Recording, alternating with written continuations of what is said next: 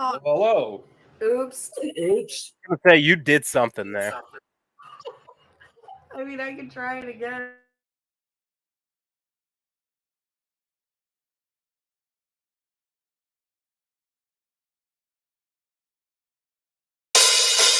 There it goes.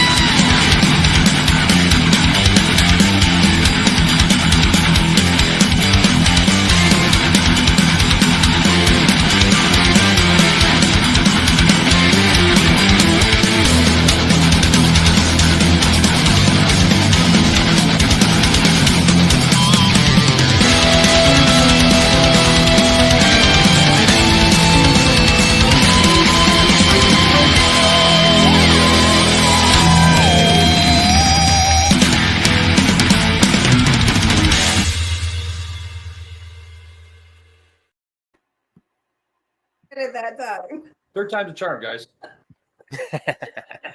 Welcome, everybody, to episode 18 of Put a Fork in It. Tonight, we have Knights from the Round Table. Some of them joining us. We have Sir 1stShot. Hello. Excuse me. Sir St. Michael. And Dilly dilly. Steve should be joining us soon. I haven't heard from her. Dilly dilly. Dilly dilly. So how are we doing tonight, gentlemen? Pretty good. How about you? You know, it's Friday. Doesn't feel like it. Got to work tomorrow. That sucks. Yeah, I'm on first, vacation you now don't know for about 10 that. days, You're a so I'm trophy fantastic. husband. St. Michael's on vacation. You know, but I'm not looking for sympathy over here. You're going to Cedar Point this weekend, and we're getting dining passes. I mean, come on, that's like fucking high class shit, right? Quality. We get 2 meals every time we go. It's pretty good. On each pass. Bougie. It is bougie. And I mean, if you go enough, it's worth it. And I told him, I was like, every time we go, we end up at least getting one thing to eat there. And then we end up getting food when we leave. And even when you get the food when you leave, even when you stop at a McDonald's and try to order like value meal shit, It's still $25. It's still expensive. So you might as well just get the meal pass. And Cedar Point actually has a lot of good food. It's something they're kind of, I wouldn't say known for, but it's something people definitely like. Amusement park. They have like restaurants there, like back, and maybe it's because I was a kid back then and didn't care, but the there was food like that I remember one or two was restaurants. there was one or two restaurants, one at each entry, like close to each of the entryways. But now there's like 4 different places, you know, gates to get in. But like they were like not like shacks, but they were like little like like huts, like fries, you know, carnival type food. Right. But now they got this barbecue joint that I can't wait to try. It's gonna be my Father's Day meal. Nice. So good. When is this? Sunday we're going. Happy Father's Day weekend, sir. Gotcha. Thank you. You too.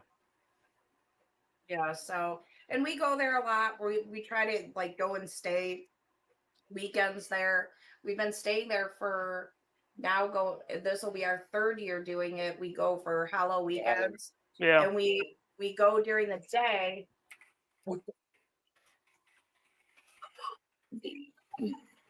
Cat attack. Oh.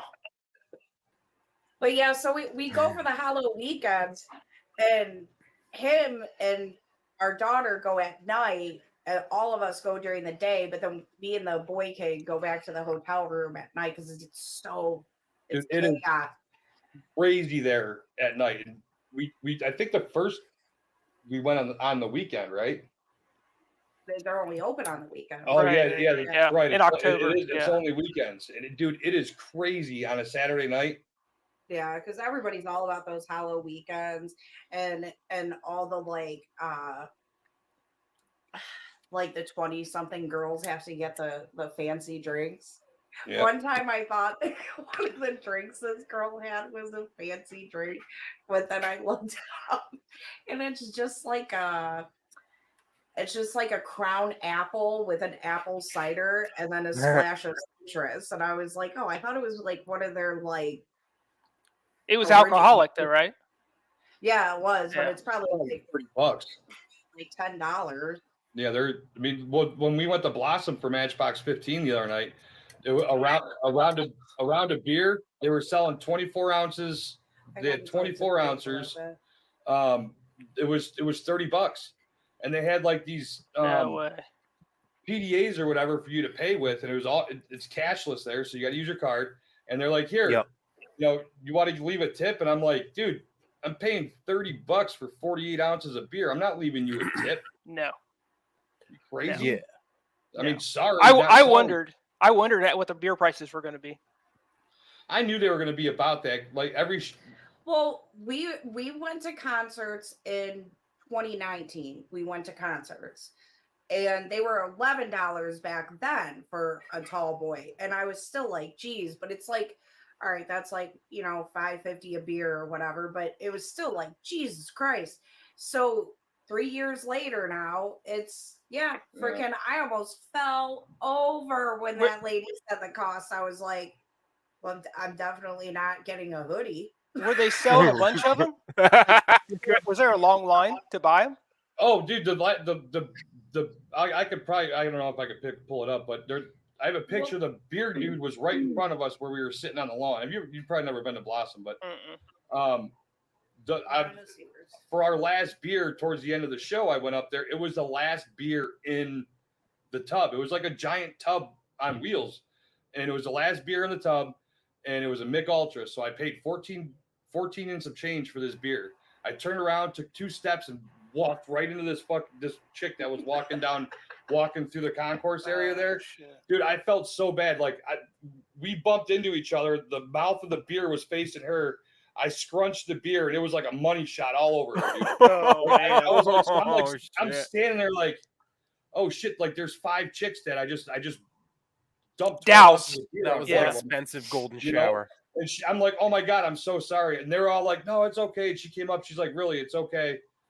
I'm sorry. I just ruined half your, very expensive beer. She could have bought you another one. Yeah, that would have been nice.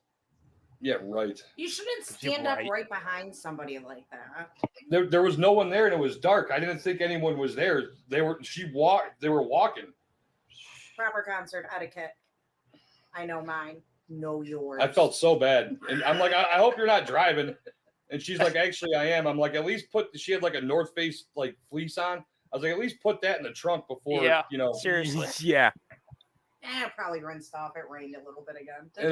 I didn't even think about it, but I was driving, and I got beer on me too. Right. Yeah, it seems like you made it, so that's good. Yeah, it was actually I was not anticipating having as much fun as I did.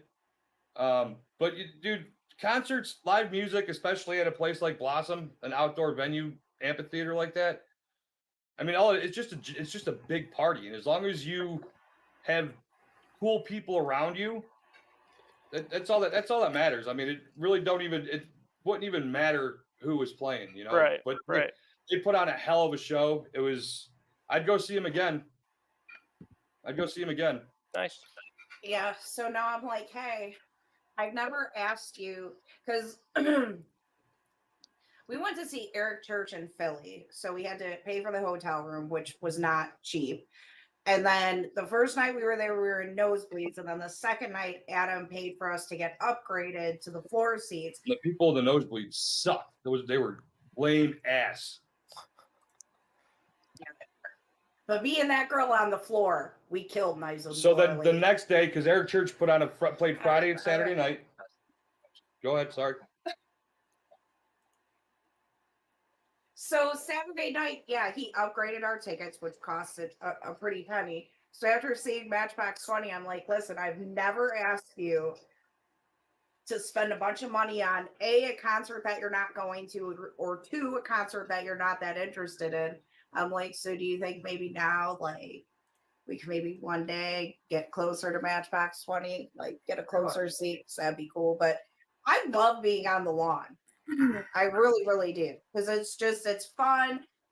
I don't care so much about being close to the stage, but when it's somebody that you know is really good and they're going to put on a great show and maybe you've seen them before or whatever, I like sitting down there. But yeah, the lawn is just so much fun. It's just where all the partiers are. Although you will see like puffs of weed smoke coming up from the pavilion, and it's clear as day, and you smell it so clearly now because they don't allow smoking in the pavilion anymore. Right. Whereas on the lawn, people are just smoking cigarettes, they're smoking weed, like nobody gives a shit. What are you doing? Oh, okay. Hey guys. Hey. My fingers are there's damn it. This is why Paul tells me to use the mouse. So was there another band or was it just them? So it was this oh my god. Matt Nathanson. He has Yeah. this yeah, come on, get high, loosen you. Yeah, that song. But he did great. He did so great. He introduced because it was supposed to be the Wallflowers, and it was supposed to be this other dude. And he came out, he introduced himself as whatever Dylan from the Wallflowers, Jacob Dylan from the Wallflowers. He's like, we have that song One Headlight, and they start playing, and I'm like, oh, he sounds pretty good still. And then I'm standing there and I'm like, this isn't the Wallflowers. This is that other dude. But he did good. He got the crowd into it. He played some 80s music. Yeah, played Whitney Houston, and he did like a good job of blending it all together, So it was so much fun. But yeah, when we first got there, we get out of the car to pee. Luckily, we were right by porta potties. We get out of the car to pee. Adam like does this look around, and he's like, "Oh, I thought there would be like a much older crowd here, There's a lot of fucking kids there, like That's weird. 10-year-old kids. I believe that. It was weird. I think that's great. That's generational like fans. That's awesome. Yeah, Right. and I think I finally Or sold parents my who couldn't mother get a that babysitter. Matchbox one. There you go. I think I finally. Or parents that couldn't get a babysitter. I saw the Wallflowers open for Tom Petty the first time I saw Tom Petty and the Heartbreakers. First time? Yeah. I've seen didn't Tom. even like to see it I saw Tom 3 times. And Jelly. yeah, the first time I was 11. I was 11 years old the first time I saw him, and it with everybody, and yeah, the Wallflowers opened, and I was like, Dad, and like my dad like knew, like my parents like were familiar with the music at the time, but I was real quick to be like, Dad, that's actually Bob Dylan's son, and he's like, oh, okay, and then like of course like my dad's like 100% into it, but I was like, no, when the dude said that they were the Wallflowers, I'm like looking at the screen because like we could see the stage, but you can't really see. Like you can tell there's people on the stage, but you can't like see them. their faces, or yeah. I'm like, I don't know. Like I thought the dude was taller, and it's funny because during when he was like addressing the crowd, just talking to the crowd, he walked behind one of the security guards that was working this center stage, and he's like, "Sir, I'm glad. I love how you when I said that we're the Wallflowers. Yeah. That you turned around like, no, you're not." the security guard, he's like, "What?" No. That's really funny. No, they're great live. I was kind of awesome. disappointed because I wanted to hear One Headlight. Yeah, right. Yeah. Matt Nathanson is cool though. I had his album, I think the first or second one way back when in the late 2000s, mid 2000s, and so cool. Okay. Well, cool. Okay. So then what? Well, then a drunk lady almost smacked me in the face with a porta potty door. Whoa. Did you even go to a Matchbox 20 concert if that didn't happen? Before it even started, we were in the parking lot. Like, lady, you still have like a 10-minute walk to get it. well, like 15-minute walk to get in. So I go into the porta potty, I come out, and she like flings the door open and she looks at me and looks at her friend. She's like, "Oh, there's like people here." And she's like, "Yeah, there's people here." I'm like, It's a concert. Doug said we're Lots not of live. people. It's like a lot of people here. Girl, fucking move. See, I'm the bitch that's outside her shit like like you need to hurry your shit up. There are people out here. You need to move. Bitch, you need to move. Yeah. Shit or get off the pot. Literally. Like we gotta go. We Well, do apparently not there need wasn't to any toilet paper in a handful of the porta johns that were right outside the gate at When the you end. leave. So like this dude was like he was kind of like Yeah, that was weird. holding open porta johns for his girlfriend or wife or whatever. Like, okay, well, come try this one. This one's open. I've So seen she that. on that one, and some chick that was waiting in line was bitching. And at first, I thought that they were like that they like were there together, like in a group that they knew each other. But no, like towards the end of it, when the girl came out of the bathroom, she was like, fuck you. It's none of your fucking. It's like. Then some chick came out and told Alice like, "There's no toilet paper in there," and she's like, "Yeah, I just gotta go." I was like, I pee outside all the time. I don't care. Yeah, because when you Get out of my way. yes, like oh my god, no one's scared of not having toilet paper, lady. You're the one with the issue, not me. I do this, you don't.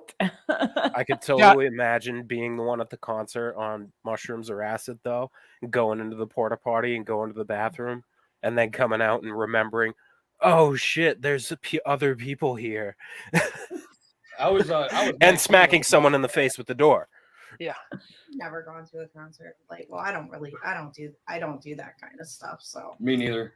I mean, I don't like I need officially, but Only in Minecraft, Only in Minecraft. basically. and I then may we have been down a few we rabbit had holes. really cool people figuratively. sitting in front of us, so that was cool. Yep. Oh, good. Okay, cool. Very cool. Awesome. Yeah.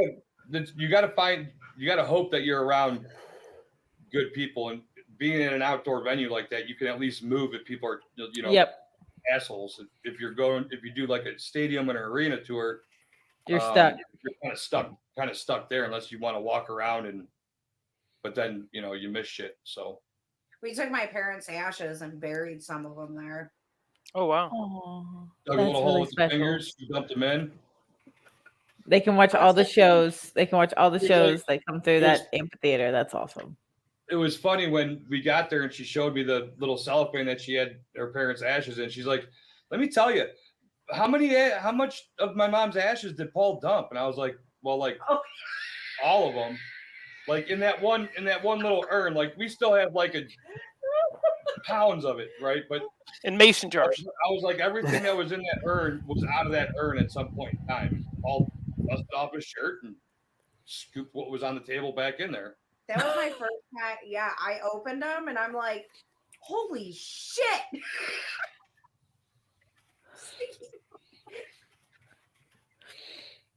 There was not a lot in there. But like I said, we still got a bunch. It was just what was in that one Yeah, it was just- receptacle. Right. Those urns that counted. I want to show a couple of. Oh, Thank you, Thank Stoner. I got him the Yoo-Hoos and some Jello. hello. I wasn't going to come home and slice apples. We were late enough. Why in the Okay. world would you go back to YouTube? But thank you for the Rumble super chat. Yeah.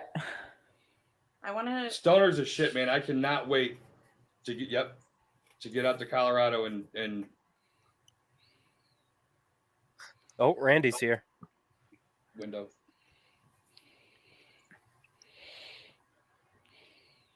Hang on. Oh, you did it. I just got to get to. There we go. This is pretty good. Oh, I was going Wow.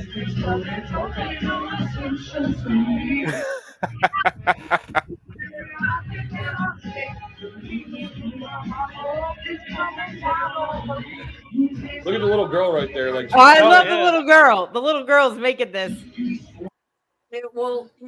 How do I You couldn't see the guy watch because he had her camo. in the beginning of the video? She's like What guy? looking over at me like, Exactly. this bitch is crazy. I mean, can't she hear the words to the song? She hasn't lived enough life yet to understand what you're doing. Like, what is she doing? And the dad is telling her right there in that Right, moment. like Yeah. she's I been told listening Alice, to I was this like, song that for night either 15 created a years. live show monster in that little girl, or she's never gonna go to another one again. Right. No, Yeah. I was 7 at my first concert. And I mean, hell and high water haven't kept me from live music since nope. I was 7 years old whenever I saw the Spice Girls, and that was it. Spice Girls. Hell yeah, dude. I was the coolest. I was the shit in my first grade class. I was the shit. Like, CD's going to see Spice Girls in Dallas. It was like, you bet your ass, bitch. And like my mama, I saw him in Dallas and in an amphitheater, a lot like that. Just like that, actually. And I remember it was just my mom and me and my little sister. So if I was 7, that means my little sister was like 4. So like we were like little, and my mom brought both of us like by herself. And there was this dad, and he wins dad of the century forever because he also had 2 little girls there, and he got stuck with bringing them. And he took turns rotating all 4 of us like on his shoulder so that we could see Wow. a little bit, you Hell know, yeah. like just a little, and like so like he'd keep us on his shoulder for like a song, you know, and we were like "Ah," you know, like it was so cool. It was so cool. And like, dude, I bless that guy's heart. I hope God blesses his shoulders for the rest of his life. You know what I mean? Because he made that moment for me and my sister that my mom was like, I can't. This guy was like crazy tall. It was so awesome. So, and we made friends with his daughters. We were just, I mean, if you could just imagine little girls just at their peak, you know, like at their peak happiness. And that was me. And so after that, my next concert, I was in the 2nd grade when I saw Elton John, then ZZ Top and Leonard Skinner. Then that's when I saw Creed and Tom Petty for the first time. Cyndi Lauper and Cher. Tom Petty. It was Prince. I saw Prince. I saw Prince in 2012. Yeah, I was like a little kid that got checked out of school, and they were like, "Where are you going?" I was in like the 5th grade. I was like, "I'm going to see Prince." That's great. Yeah, my teachers were like, "You're going where?" And I'm like, "Yeah, I'm going to Shreveport. I'm going to see Prince." And they were like, "I hate you," you know, like I fucking hate you, little girl. But yeah, no, that's what that little girl. My favorite little kid at a concert story that I personally witnessed ever was at Bonnaroo, and it was Sunday, which means that this little kid had been on the farm since Thursday, camping, right? Like little kid, 2-3 years old, max, couldn't talk, and it was hot as fuck. For all of us. Oh, thank you, Forrest Mommy, thank you. There's only one honorable mention here, though. Yeah, for sure. But yeah, no, that kid was so smart that it took a water bottle, put it in the footrest of her like the footrest of her stroller, and dunked her head in it, and then got back into the stroller and went to sleep. And I was like really high. First of all, I was very high. I was tripping balls. So like I'm watching this and I'm just like, that little kid is just, man. dude, I need a stroller, first of all. But like, how smart is that little kid? Like, it just solved her own problem. Was just like, I'm hot. You know what I mean? Like, found the water bottle, dumped it, and the whole time her mom and dad are over there smoking weed, like the whole time. So I just was always like, that story stuck with me. We didn't do that with we didn't do it with our kids. No, not with the kids there, but that's what of like. Well, good. Like I said, we go to concerts. A lot of things It's happen hard. on Blossom lawn for sure, and Sure. some people, and you'll like. because I follow. Remember the drunk chick that came rolling down the hill, and her husband or boyfriend or whoever she was with was all mad. He was pissed. I thought he was about to like grab her by her hair and drag her up that hill. Like Literally rolling. And like, she wasn't like a extremely large woman, but she was kind of a bigger bitch, man. Like, She was not small. Down. yeah. And her, you could, I turn around, you hear a ruckus, you turn around, and her husband's like, phantomly trying to grab her. Like, she take anybody out? her shit, and he helps her up. He's like, I told you were gonna fucking fall down this fucking hill. Shit. It was on one of the Gas Digital podcasts this last week, but there was a clip they showed of I don't know where it is. I would assume it's, I don't know, Ireland, Scotland, somewhere in the UK, but they have a cheese rolling race where they roll rolls of cheese down a hill. Okay, Then that's they also chase after them, and everyone inevitably ends up falling while they're going down the hill. I can speak to that. That's a documentary on Netflix, and it's called We Are the Champions. And if you've never seen it, by God, please, for the love of Jesus, for your soul, the joy of your soul, go watch the show. We Are the Champions. I'm going to have to. And it is about all these crazy competitions that people participate in. And the first one that they showcase is this cheese rolling competition. It is close to Scotland, correct? It's in the Hillshire Farm, go meet that place, Worcestershire, like where the fuck Worcestershire comes from, the country of England, the country. Like Old Mercy. The hill does like this. Okay, the hill is like this. Yeah, and they roll the cheese down and then everyone just, okay. So just think of a downward angle. When I say it's down, it's like this. Like there is no and so most people start to run and then they just ass over tea kettle. It's so funny. When I was a kid, I used to get knocked out running down this hill. Park, yeah. Let me roll down this hill. Let me just either head over heels or like a barrel. But it's like it's like the longest running tradition. It's like dates back to before 1066. Which showing off, Kamikaze. And so I cannot.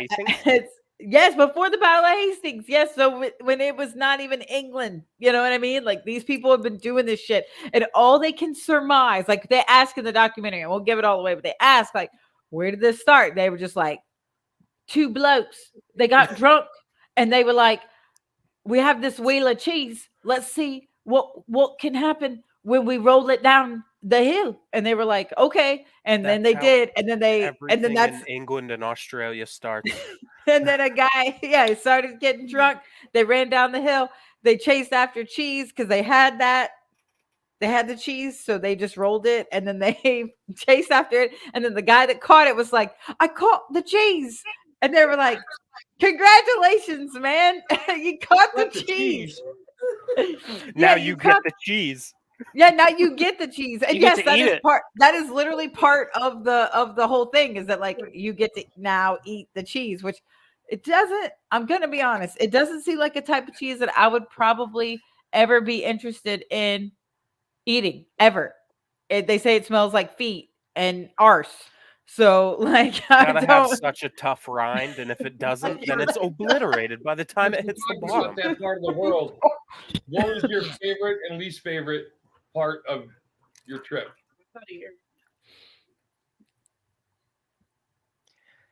Well, the least favorite is probably driving there.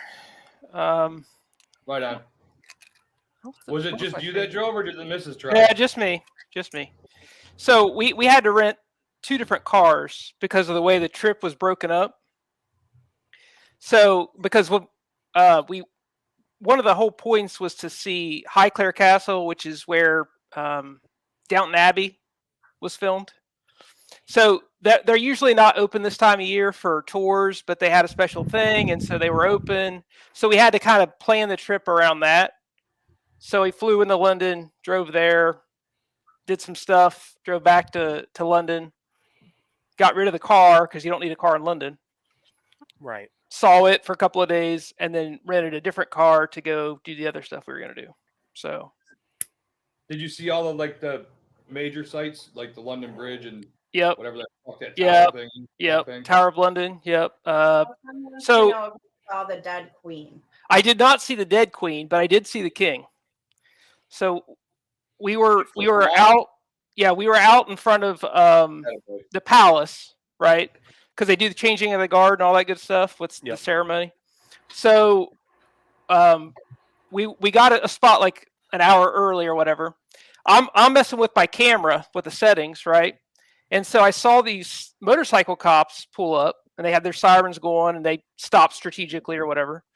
And so I'm like, okay, this just must be part of the thing. So I'm like playing on the camera still. Yeah, no, those guys didn't have guns anyway. So I'm messing with the camera, and then the crowd starts making the crowd starts making like a weird noise, and I'm like, what? And I look up, and there's the king in the back of his car, stopped at the gate, to go inside the castle. So yeah. So he is alive. So that I mean, he could have a double for all I know, so it could have been a double, but I assume it was been him. our president. Yeah. The only reason I would want to go there is just because, like, I like old buildings. Yeah, there's a lot of history, obviously. Yeah, like I feel like that would just be just a lot of traveling just to see old buildings. Is it Birmingham or Bringhamham? Are you thinking about the song? I mean, No, London I'm was thinking about around Peaky in friggin' Blinders. Roman times. I'm thinking about Peaky Blinders. Well, it's just it's really pretty there too, like the countryside and stuff out there. Yeah, I think there's a Y'all Birmingham. thinking about Birmingham. Y'all Yeah. talking about Birmingham. Birmingham. Yes, Yeah. Birmingham. That's it. I'm a northerner, Yeah. sorry. Yeah, I didn't go there. That's okay. That's okay. Yankee, whatever. Some carpetbag down here will be fine. So what? The food was also not too good. Ew, the food is food? disgusting. That's what I was going to Yeah. ask. That's what I Not was going great. to ask. Was there a food there that you did actually really like? Well, they have really good fish and chips, but I was gonna say that's it. That's all you can eat. It's fish and Yeah. chips everywhere. like, you know how in the It United is great. States, I think we triple grind our hamburger. Well, over there, I think they single grind it because it's super gristly and kind of nasty. Ew. Yeah, And they call it a chuck roll. Or I at didn't least- see that, but Okay. When I was there, that's what they had it on the menu as, and it was weird. It's very coarse. and it was all white cheese. They have Dr. Pepper over there. Yeah, but I it's didn't stuck to see pepper. it. They had Dr. Pepper over there for real? I don't know. I drank beer, so Yeah, I would only drink beer probably just because. Do they have like American beer there? Do they have I saw Dextron Budweiser. transmission fluid? they have what? I'm sorry, Dextron transmission fluid. I didn't see it. I just want you to know I made a huge jug of lemonade tonight so I could have tequila and lemonade. And I just ended up drinking beer again. I go to the store and she's like, well, now I don't know if I want beer. I need So I to just make got another beer. chin. I saw a lot of Mexican beer there too, which is kind of weird. Mm. Really? You know, like Dos Equis and Modelo and Not Corona. Dos Equis, Corona and what was the Soul? other one? Modelo, I think it was. Oh. I may have seen Soul as well. Did your Interesting. kids go with you? Or Oh, was yeah. it- Yeah, so they have the same idea as you do about history stuff. So it made for fun days. What, really? Oh, I can imagine. Alice, yeah. That was like me when I was love a kid. learning about history and Oh, stuff. well, they I don't. do. Like, I mean, I do too. I just And let's would've, like, walk and drive to it. right. So when we were kids, my parents would. So we would go to like Niagara Falls, and we would go and do like educational stuff, or we would go to Greenfield Village in Michigan, which is there's like old historical houses, and you learn all about history and stuff. And I remember being young, and my dad would stop at every plaque, right? Every plaque. And Mine too. reading what would happen there, and it was sometimes it was just like, Dad, come on, we want to go do this, we want to go see this, but he would stop and read it, and we would all have to listen to it. Guess who does the same goddamn thing now? If I see a plaque somewhere, I have to know. Me too. Something happened here. Something happened. It's so funny how that works. But I do love to learn about history and stuff like that. Like, Well, I enjoy doing those things. To quote my wife, it was something about, you can only see so many castles, I think is what she said. And it's like, well, I mean, each one's unique and they have different stuff. And then we went to a ruin, which is supposed to be a castle, but it's really just rocks, basically, where a castle used to be. She was not amused by that at all. It's a pile of rocks. Yeah, basically. Yeah. See, was it a good trip? Did the family have fun? Yeah, it was a good trip. Well, was it worth it? The cost, yeah, the travel. Probably. Was it worth that swipe? Yeah, there's a lot of swipes.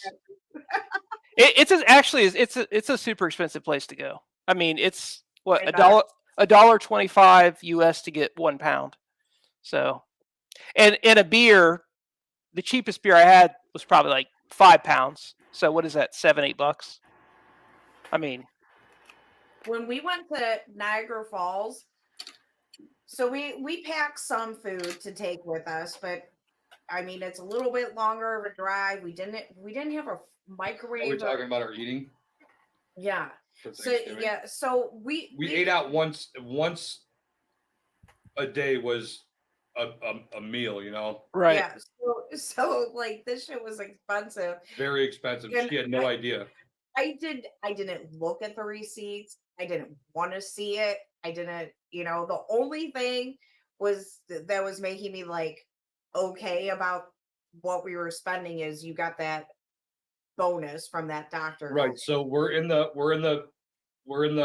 hotel room and she wants dessert. So they go down, her and our daughter go down. This is the first time I'm gonna have to swipe the card for food to see how much something cost. Yeah, and it was just dessert. We're talking about serving each. So 4 big desserts, and they were really, really good. I will say that they were really, really good.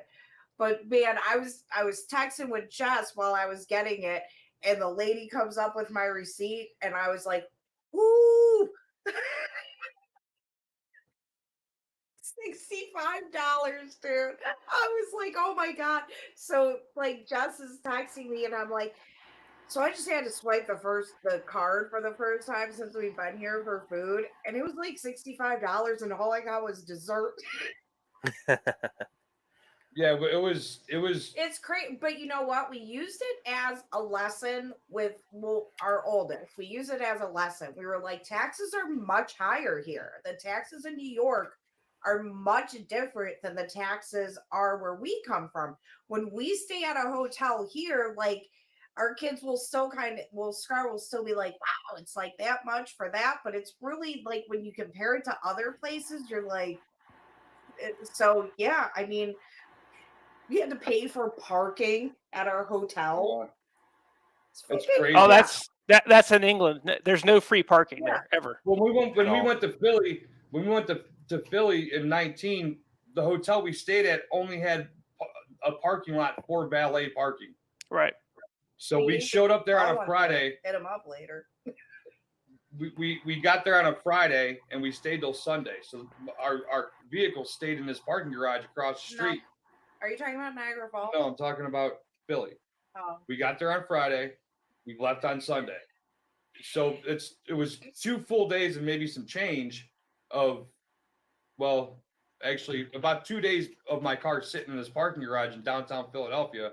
I'm like, oh my God, this is going to be like the most expensive thing that I've had to pay for is to get my car out of this fucking garage. Yeah. And it was only like $17.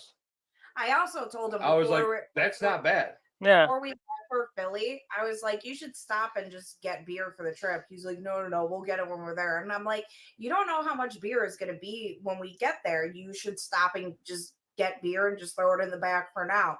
We get there, you can't even fucking buy beer. Yeah, I was going to say Pennsylvania has a thing where you have to go to a liquor store, don't they? Yeah. So yeah, that was Yeah. definitely a mistake. We even talked to the Uber driver about it, about how that hurts the little guy. That hurts these little corner stores. Yep. Because people can't go in there and just grab a 6-pack or grab a tall boy, or just a 12-pack. Yeah. But I could buy a 6-pack of beer at the hotel bar for $22. Of course. That we did Of not course. belong in. No, yeah, this was a yuppie ass. There was a dude that was standing outside waiting for a cab or an Uber or something that had a suit that cost more than I make in a month. We rolled up in our old minivan, missing a hubcap. The muffler was going. I'm wearing a pair of flip flops, sweatpants, and a sleeveless old sleeveless softball shirt. Yeah, I'm like in stretch pants. I think a pair of flip flops and a sweatshirt with my hair in a braid. Like, wait, what? And then they actually gave us a nicer room than we were supposed to have. We walk in, there's a full living room. And then we go in, there's a bedroom and a king size bed. And I'm like, Adam, how much was this? You need to check the receipt. This is not the room that I booked. And he looked, and I'm like, oh, I'm like, this is right? Like, yes. Yeah, it was a nice room, man. It was really nice. But yeah, we didn't belong there. If I were a Hey, your money's still green. Doesn't matter. What do you want? Oh, one thing. JVB. Somebody asked something, and I Paul was talking about how expensive it was when he was in the military, but I assume he had. The government was taking 50% too. I assume that he had like housing provided at least, but it's even worse when you're multiplying everything by 4. Right. I have to pee. Oh, so we didn't drink like a ton at the concert. When we first got there, we each got our own tall boy, and then during the show, we just split 2 tall boys. But we drank a couple before we left, and then we drank a couple in the parking lot. So drink one on the way. Between the opening act and no, we didn't. So between the opening act of Matchbox 20, I'm like, I'm going to pee. And I will not pee during Matchbox 20 because I know I'm going to know every fucking song. There's certain concerts I am not peeing at all. So I go and I'm walking down, and then I think I'm at the end of the line, and then I look back and I'm like, motherfucker. Fucking lines all fucking long. So it's moving kind of fast, and their bathrooms are decent size. Like there's like probably like 40. Well, I don't know what yours is like, but in the girls' bathroom, there's probably about 40 stalls in some of these bathroom huts. So I go in there and I go to hurry because concert etiquette, ladies, hurry when you're in the bathroom. And then I'm like, you know what? I've paid my concert dues. I know I'm going to have to fucking pee again. I know these bitches aren't paying attention to who's coming in and who's coming out. I'm going to stand here and I'm going to wait until that second pee comes. So I stood in that stall. Smart. Like 3 minutes later, I had to pee again because I had all that in me. From the not your first rodeo. Yeah. So I'm like, I'm just staying in here, man. So I'm not going back and waiting in that line again. No fucking way. So I just stood in there and I waited for that second pee. I paid my dues. Like used every single piece of TP in there. Good job. But yeah, it was fun, and I was glad Adam enjoyed it as much as he did. Like it was so funny. Like once in a while, I would turn around and be like, "Aren't they fucking awesome? Don't they sound as good as I told you?" Oh, and then CD, they closed with Bright Lights, and I turned and I looked at Adam. I was like, "CD loves this song. This is CD's favorite right here," and I sang it good and loud. Oh, thank you. I do love Matchbox 20. It's Pantera and Matchbox 20 are my favorite bands. I love lyrics, and I love lyrics plus good music. Can't beat it. Pantera and Matchbox 20 both have that. It's like the story of my fucking childhood. Just take Pantera and Matchbox 20 and put them together. Oh, and Dierks Bentley. Throw some Dierks Bentley in there, and you have me. Oh Fucking shit! Thank you, JVP. Ta-da! Oh, funny story. So I was listening to Shannon's podcast with Amit, and she was talking Off the about podcast. Check it out. talking about like kids and just listening to them and understanding their emotions. And I text her and I'm like, man, I wish I would have known you a few years ago when I was going through everything I was going through with Grayson, because I just felt like nobody was listening to me. Like, I just felt like I would explain the situation we went through, and it was like his pediatrician just wrote me off. And I'm like, it would have been nice to have somebody like you to talk to. So then I got to the part where Shannon said she wasn't sure about me at first, and I was like, okay, never mind. Maybe it's a good thing. Years ago, because I was such a bitch. Dude, and I didn't want to be that way, but I just knew I was, like you can't. And that's when she went from Sharon to Shannon. Was that before or after the ball talk?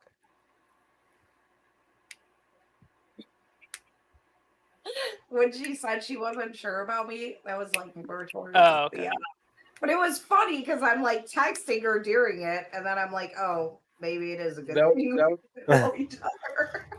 That was pretty interesting what that thread produced, or what that clip produced yesterday. That was good stuff. It was. Oh, JVP, that'd be fun. He's like King Forkey. He's like, fuck that crazy bitch. Well, he just was trying to be polite and didn't want to say that he just wants to see if you'll fall in the fire. Amit told me that was a really fun interview, and that he doesn't know if he's done a podcast where he's spoken less. I'm sure Alice is at least a close second. Shannon's good people, man. I love Shannon. We jab Shannon's each other great. all the time on Twitter, but yeah, she's solid, man. I love her. She sent me a DM the other day, and she's like, we were going back and forth, and she sent me a DM, and she's like, I really love you. You're great. And I was like, don't take anything I say too seriously. I'll never cross a line with you. But yeah, I'm gonna make fun of you, Sharon. She's one of the best, and we roast the ones we love. It's fair. So you guys ready to do some music talk? What do you got first? Go ahead. Well, I was thinking one other thing I forgot to mention that was interesting to me about England. Please. Was they pride themselves on paying all their servers a living wage, right? So they don't really do a lot of tipping like we do. But that also means that the service is horrible. Like it super sucks because they don't care. They make the same amount whether they're good or bad. It was a grocery store just with food in the food industry. Yeah. So that kind of sucked. So you're paying big bucks for a crappy service that's not delicious, and it is what it is. It's not delicious to you. You know what I mean? Like, go to Rome next time. Yeah. Or Spain. Spain's on my list too. Yep. Come to Cleveland next time. We can go to Cedar Point. We got the zoo.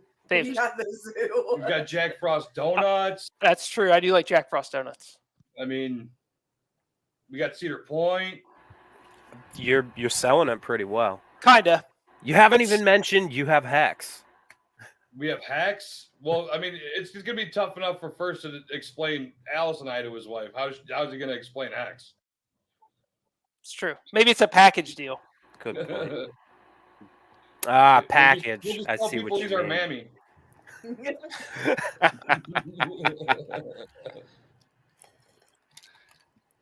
Did you say, I think Jess is still in here, about how you felt so bad? Because the morning of the concert, I was texting Adam. I was like, Paul isn't going to be there, which is one of their guitarists, not Paul. So I'm like, he's not going to be there. I don't know who this other guy is. I don't know his songs. It's supposed to rain. Yeah, the weather did not look It You did know, not look good. It did not look good. Doom spiral. but it held out until the end. It didn't really start raining until we're almost home. It drizzled on us a little bit, so I'm Oh, glad that's we so got good. this. That's so good. That's so good. It would have That's a been if it was miracle. like 85 degrees, but it was only like 58, 60 degrees that day. Right. It was cold. But so when she was freaking out on Tuesday, I reached out to Shannon and I reached out to Jess and I said, help. I was like, don't. It was bad. It's just he knew, you knew deep and down inside those were the reasons that I was trying not to go. well, right, and exactly.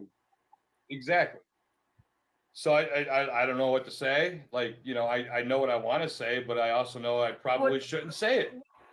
Trying to do It would be better if it came from you guys. So help. it never got to like that point. And an hour later, it was settled. Yeah. Nobody had to yell What a at me. great idea. I actually admitted to my own bullshit. So one of the first things Shannon asked me when I asked her for help was, did you get the ponchos? Because if I start off with did Adam get ponchos and you didn't, I can't help you. I was like, of course I got ponchos. I got 4 ponchos. I got 2 of them were $7. I spent like $20 on ponchos. Because I don't like carrying shit. I don't like being responsible for things Me when I either. go to Yeah, I get it. That's why it's hard. Yeah. I'm going to struggle when I have to take one of my kids because I'm going to have to actually be chill. And that's just not me at concerts. It's just not. That's why I don't end up buying So merch anyway, at Skankfest until anyway, the last we were night when meeting up. everything's sold. We were meeting up with 2 of our friends. One, she's known, she's actually known both of them for quite a while. Ended up started dating by chance. So she's all telling me that, he's going to be on top of it. He's going to have, ponchos. Cause I asked, like I said, I bought 4. I took 2 in because I was, under the impression dude was going to be on top of it. We get, we get in there, they show up a half hour later. About 45 minutes after that, it starts drizzling. Everybody's popping umbrellas, Putting out ponchos. I got her poncho together for her. Like he literally sets it up and puts it like on me. Like that's how Adam is. All right, so What a that's one sweetheart. side of the spectrum, right? So that's a veteran right Good there. verbiage. Right? That's a veteran move. Oh yeah. It was going to be like a harder type rain. He had my poncho out. He was, getting it all ready. So like I said, me get it on. Everybody was putting ponchos on, popping umbrellas, putting up hoods. There's a dude there in full blown like motorcycle worthy rain gear, right? Yeah, that dude's how I found my seat. Her friend pulls out a poncho, puts it on. Get his girlfriend. I say, "You got a poncho?" And she's like, "No." It's like, "Well, here you go." So, who do you gentlemen think got wet that night? We're not allowed to talk about that because You did. I made a joke that I lost my voice screaming after the concert. I'm hoping was Randy's super going dirty for that turkey. And Randy That's goes, where I went with "Gross." it. And then Amit's like TMI, and I'm like, oh, so like everybody else is allowed to talk about. I all think this Randy dirty said turkey. gross. Yeah, like you guys can all talk about your dirty turkey stuff, but I say one thing. Y'all think it's gross. One I don't. thing about having sex with my own husband. Weird. Yeah, once you're married, you don't have sex anymore. Kids just happen. Dude, our daughter was born 53 weeks after we got married. He was busy. I was drunk. Pregnancy generally, she hit her due date on the mark, and pregnancy's 39 weeks, dude. Yeah, Can I have another beer? obviously. Going down like water. We have to show that other video too. That one was funny. How are we not supposed to think dirty on that?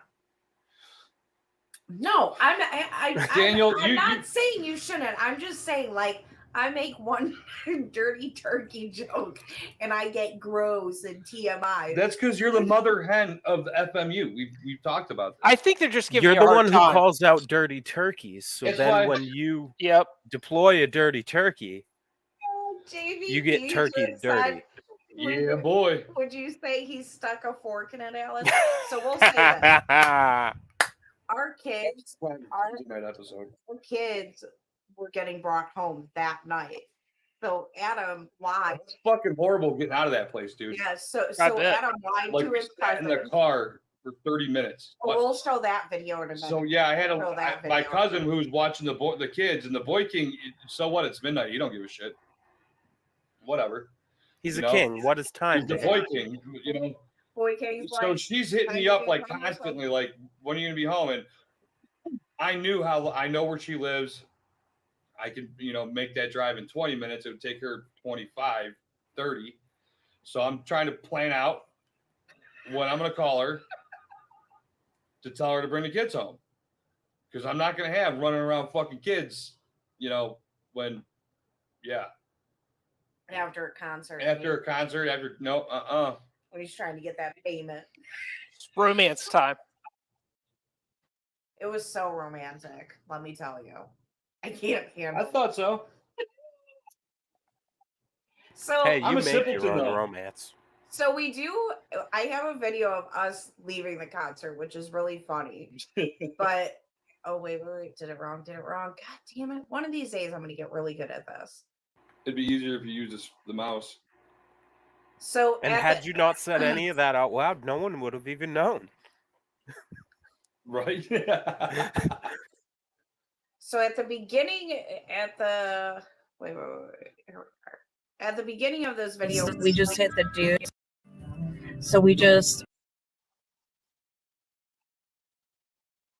God damn it! I always do it wrong. So I say hit, but I was kind of buzzed and excited, and you can also hear that I'm starting to lose my voice. So we're facing, hang on, don't press it. We're facing the opposite way. There's a line of traffic of just cars, dude, not moving. For 30 minutes, nobody moved. And then They this, were not letting our area. so We're the, not- the dude in I can point like you're standing next to me. The dude in the truck there that's facing the fence tried sneaking out when people started like creeping, because you start creeping, and this dude just booted it. But the problem is, like, you're in a fucking field and it just rained all goddamn day, and so And nobody's letting you out after they sat there for 30 minutes. Yeah, right. so that dude, and he does not have the right of way. The car facing that truck has the right of way, and like, I didn't even know this was going on really, but Because I heard the ruckus. So here we go. I think he's already off the fence though. Yeah, so I hear the girls slam on the horn and say, "You motherfucker," and all this other stuff. And then so we just hit the dude that I guarantee you was like, "I'm an alpha and I'm gonna get out of here," bust out in front of these girls, and then hit this fucking fence. Booted it and hit that fence. And then What when did he hit? he hit that fence, dude. He had to fucking back up away from that fence because he fucking hit that fence there. Are you serious?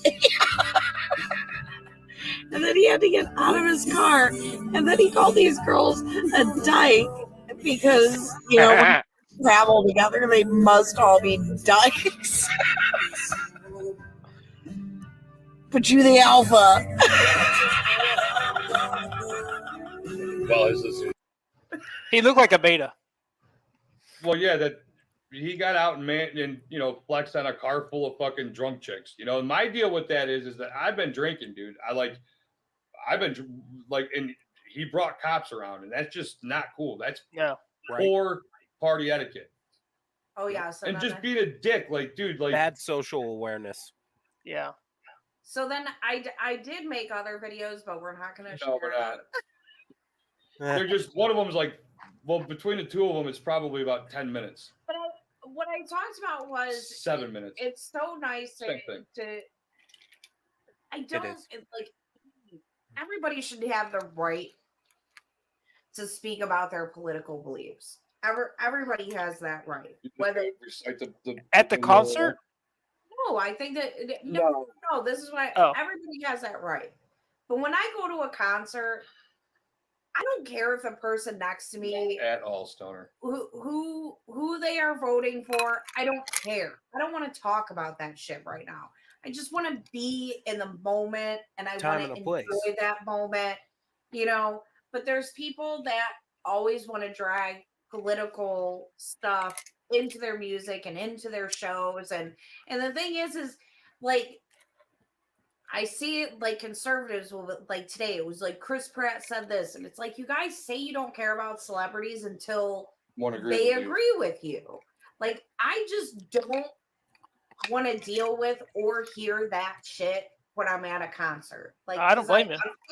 I think about that stuff all the time. That stuff that I deal with on a regular basis. Like I just want to go there and let go and scream along to every song, as horrible as I sound singing, as we all saw in that video. I thought you sounded hot. It's funny though, because I Losing your voice. always fuck up that song. CD, do you know that one? Disease. Oh yeah. Yeah, like when he starts singing kind of fast a little bit, you know. Yeah, in you the can get it. chorus. I mean, you could be mumbly. You know what I Yeah, mean? like, Like it's it like gets you mumbly. just- It gets mumbly. Yeah. Is it Yeah. still? Is it mumbly still when you're screaming it though? Scrumbly. Yes. It gets even worse. It Loud gets even worse. mumbly? Then you're just like Crumbly? blah, blah, blah. You know, like yeah. But yeah, the leaving that concert was interesting. And with yet, that. well, and it doesn't matter. Moving on. What? I was just going to talk about how they let traffic out of that venue, and it's just not relevant. Well, the way they were letting people out that night was a. But at least we found the car. Because sometimes when you go to that place, man, you'll lose it. Like the nights I've wandered around looking for a Was that car. Hart? That was Hart. Yeah, we lost my car when we went to Hart in 19, and Oh, my shit. the fob on my keys battery was dead, so I couldn't just hit it. It wouldn't matter anyway. People were hitting that shit left and right. That was my rationale was, well, look, we're not the only ones that lost our car. What Good part of bargain. town is that at? The Blossom. It's in Cuyahoga Falls. It's Oh, yeah. really north East. It was funny. east of Akron. Rob Thomas was talking about people asking him like, "Where are you playing tonight?" He's like, "We're playing like in everywhere Ohio because you get the Clevelanders, you get the Akroners. Is that what they're called? I Akronites? just realized Akronites? that No, I don't know. he was in that band. But yeah, you The get it can't- all. The Cantonese. I just That's remembered hilarious. that when I was in, I don't know if it was middle school or high school, I definitely LimeWired a couple of, actually, I LimeWired a shit ton of Rob Thomas so you songs can just to sing free along to LimeWire. them because they were great. Anyway, I remember one. Napster. Napster. But live music's I love live music. It's the best, man. Gets in your bones. Like cover bands, like I've seen Pink Floyd's cover band. There's a local band, the Breakfast Club, that is They're cool. they're really good at covering a lot of 80s music, like early 90s music. They play like a lot of Journey. But they're really good. They put on a good show. They played the Rib Burn Off that's at the fairgrounds before, and that was probably, that was Scarlett's first concert. She was running around the front of the stage, yeah. like people were like, it was great. One lady just started dancing with her. Scarlett's like, yeah, let's go. Yeah, I created a monster. I'd go to Smash Mouth, Randy. We're thinking about going to John Fogerty and Willie Nelson. nice. I've never Willie Nelson's on my bucket list, so It's funny He's because still got it. Take my mind. He still got it for sure. Those seats and spark a joint and see if they'll take it. We're not getting front row seats. No. Nope. We'll be on the lawn with the peasants. I might be a knight in the revelry, but I'm a peasant in real life. Same. Smash Mouth is playing around here actually in like a couple weeks. You know who else Nice. is playing around you? Like tonight? Matchbox 20. Makes sense. Where are they playing? Do you know? I do not. I want to try and go and see him in Toledo. Breaking news here on Put a Fork in It. Adam looks really impressed. You can be the one who stays at the hotel with the Boy King and Scar, and I could go to Matchbox 20. I'm not letting. You're not going to a venue in a different city, especially Toledo, without me. Not you and my daughter. Not happening. Nope. Sorry. We'll have to figure something else out. What is that? She can go. Like a 2-hour drive? Toledo? Yeah, I could probably get to the east side of Toledo in like, I don't know, hour 40. When I go on like long trips like that, like driving to work, I'm in no hurry to get to work. Right. You know, like I don't really. I guess I still kind of was, speed, Paul. but He just but like when I go on road trips, man, get the fuck out of my way. Like, get out of my way. I've already drank a lot. It was really good. So, speaking of like, you know, road trips and concerts and stuff like that, CD. Why don't you tell us about Chris Gaines? So excited, dude. I was when I saw her Because you I've guys heard some. know I've heard. Hold on. I've heard some shit. Like I'm like online internet shit, but I've been told that you're like the resident expert on this. Okay, so I don't even know where this started interesting. many years ago. God, it feels like years All right, ago. well, let's Or start with somehow this. You guys know who brought Chris Gaines is? yeah, like okay, I so do. right, because no one knew. Because I was like, "What do you mean you guys have never heard of Chris Gaines?" And they're like, "What?" And I'm like, How do you "It's not Garth know? Brooks. It's Garth emo Brooks. Garth Brooks. It's Garth Brooks." Oh, Yes. I And saw like, that. oh my God, have you never heard this album? Have you never heard these? And Have we you still never haven't heard this found the music? bodies. So okay. First of all, that is a cover for the cover. First of all, I love this he shit, dude. killed. I listen to I go that with the shit. Reynolds No, rap. I put as much stock into the serial killer notion as I do flat Earth. Wait, That hold on, I hold on. really- Do you I know where really- it's from? Because I know where it's from. From It's Tom Segura Tom on your Segura. mom's Yeah, house. yeah. He Yes, created the yes. whole thing just to Right. give shit Yeah, to it was Garth just silly. Brooks. It was not real. It's not. That's not it. That's not it. That's not it. But we need Garth to Brooks- perpetuate it. Garth Brooks is gay. First of all, Well, you can Let's- tell his wife hates him in any video just from the body. Okay. I know Okay. his sister is. okay. So Why? here's the deal. Chris Gaines was I know supposed you're to so be gay. a character in a like movie. It was like a rock and roller, like y'all remember y'all saw the movie with Marky Mark, the movie. Yeah. Yeah, okay. So think about in that vein. Okay, it was supposed to kind of be like that. But the movie was never made, but the soundtrack was. It was a And great Garth soundtrack. Brooks was as Chris Gaines. So it sounds Chris Gaines sounds a lot like Soundgarden. Y'all remember Soundgarden? Okay, he sounds a lot like yeah. Soundgarden. So it's a lot of 90s like you know, like Grunge rock. rock pop situation, you know.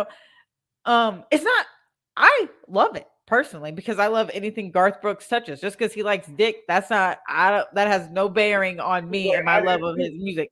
Like, okay, It's not but a hell he's of a show, man. A hell of a show. so what so my joke is always like he figured like he could make money as Chris Gaines, so he went back to being.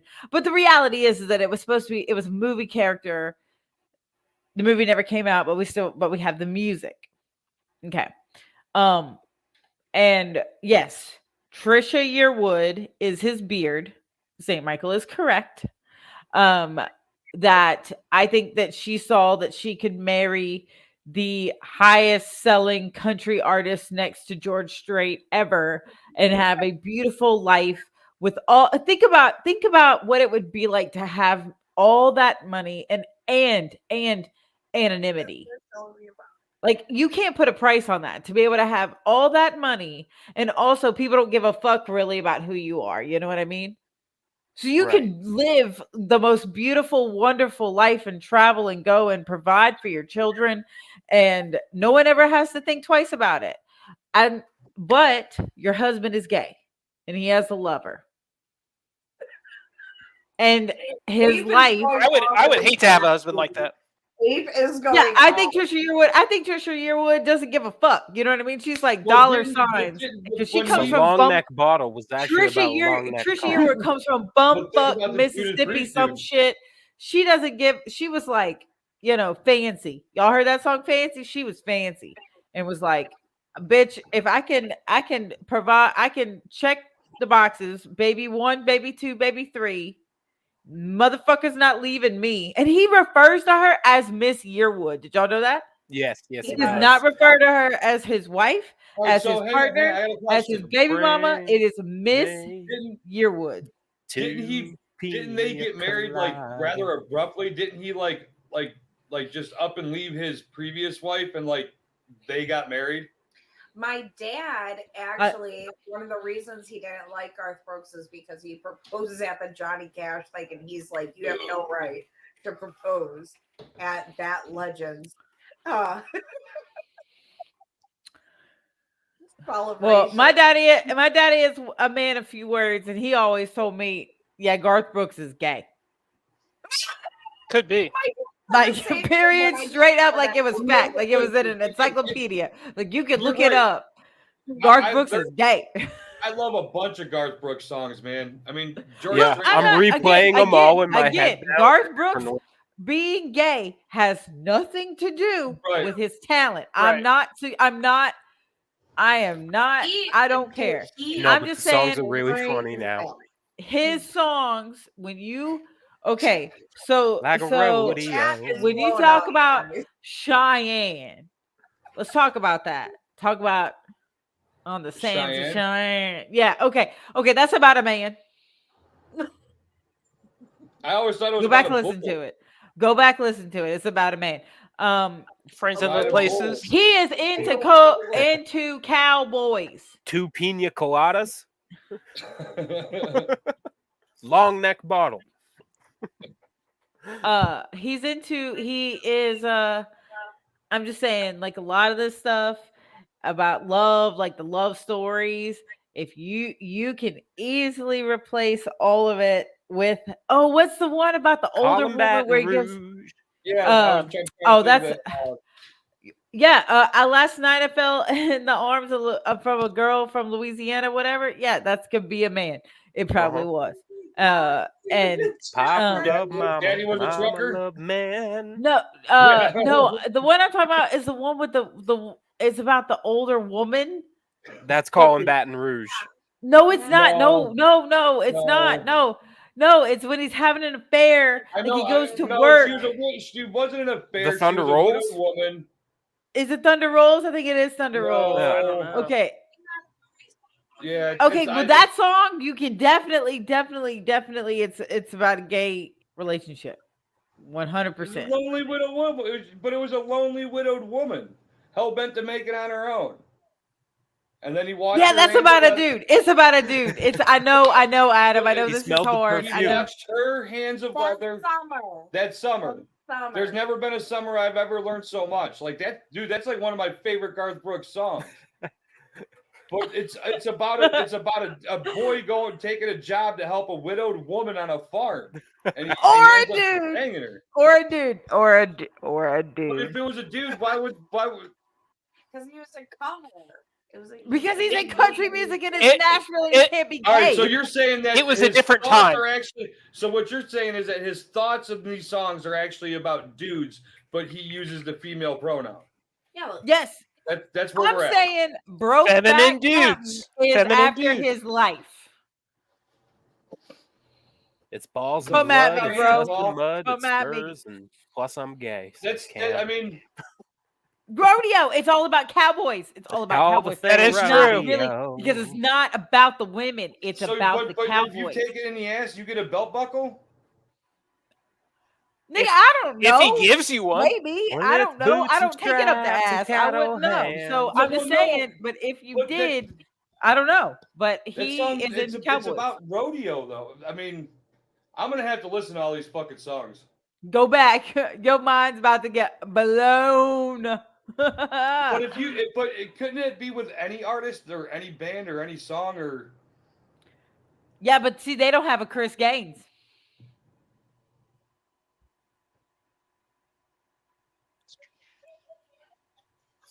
But But I thought we'd established that Chris Gaines was fictional. Or What? an imitation of life, Adam, like art. Amen, sister. I think Chris Gaines is Garth Brooks. That's who Garth Brooks wanted But I to thought be. Garth Brooks was Chris Gaines. Inception. He is, but I think he really wanted to be Chris Gaines, but was like, that don't make no money. And was like, I'm gonna go back to Nashville and keep doing what I'm doing. And then he met Trisha Yearwood, and she And was he's like, "Damn, bitch, I you're will much better trade shape than you. my I old will life." trade you this life. I will trade you this life because see, I already have money.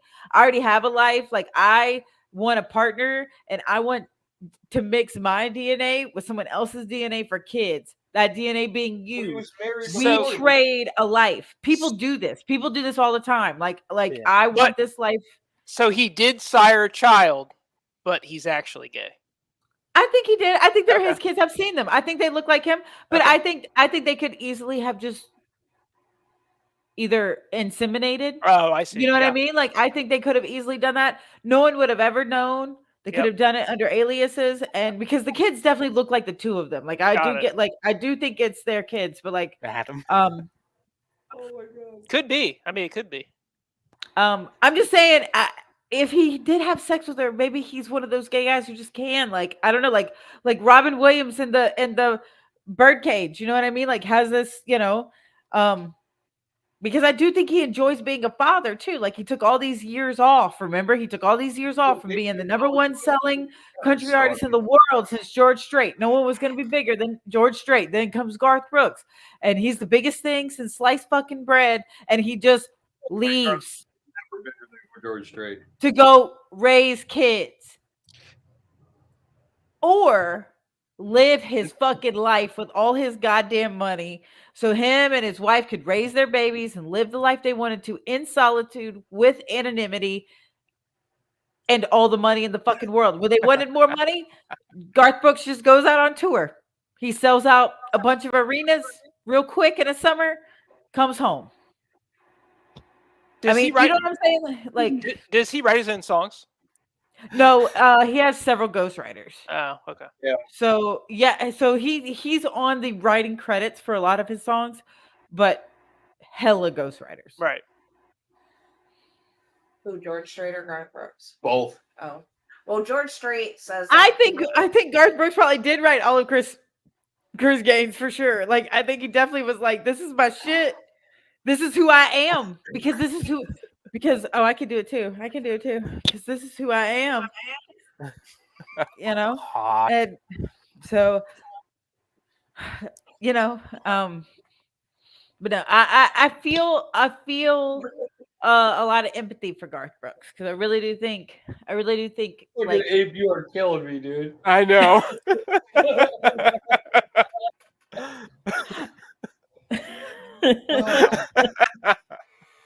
Oh, okay. I was gonna go around the room and ask a question. Well, not the. Yeah, you're right. Go ahead. Would it be, Ask. would it be the room? Okay, so we'll start with first, and we'll go around. Or wait, no, we'll do ladies first. Your favorite concert that you've ever been to? Favorite artist, favorite concert? Grabbing a I know I'm killing you. I mean, guys, there's just so many. was like, that's weird. Like, there's just so many. Like, I mean, top 3. Can we do top 3? okay, Let's do top okay. 3. I'll do top 3 because I definitely have top 3. Okay, so the best I'll meet you show, halfway, way up, dude. the best show, like concert, like stage quality, lights, pyro, everything. Best show ever. And Spice this Girls. is saying something because I've been to 1996. I've been to almost I think all Taylor Swift concerts. Okay, so this is saying a lot. Number 1 big show ever, Money bags. Beyonce's Lemonade tour. Shit was fucking gnarly. It was fucking gnarly. Like, bro, I paid what people have paid Oh, for like God. Taylor Swift eras, and I was in the nosebleeds. I mean, I was way the fuck up there, and paid a shit ton of money to be there, but it was worth every cent. Like, water, pyro, dancers, screens, multiple stages, moving stages. Like, it was just like the show. You know what I mean? My other favorite, so like I like it for the production, you know, like Beyonce's not my favorite artist by any means, but like going to that show was huge. So my other favorite concert that I've ever been to was Prince. It was definitely Prince. Seeing Prince live was it. You can imagine. And then probably my third, goddamn. Honestly, it was Red Hot Chili Peppers. That was my 21st birthday gift from my parents, and they got me floor tickets to go see Red Hot Chili Peppers in New Orleans, and that was pretty fucking cool. That was pretty cool. They're my favorite band. Red Hot Chili Peppers is my favorite band. So to see them for my 21st birthday, it was really neat. And they're incredible live. They are incredible live.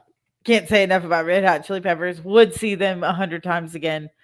So yeah, so it's definitely Beyonce. Huh? What did he say? He said, "Did you guys know Beyonce is gay? Every song she wrote about a man was really about a woman." Dude, it might have been.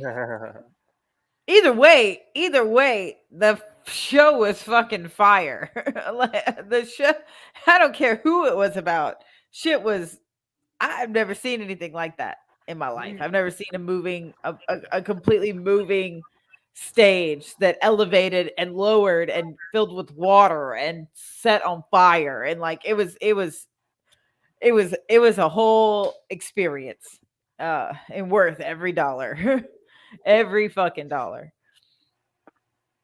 The look at Michael's face. I'm All right, I'm in my head. It's Michael's turn. Kamikaze. You know who else is gay? Gay people. Facts. I mean, yeah. Can I have a beer? Kamikaze Michael, will you be a guest one night. You have to name your top 3 favorite concerts you went to.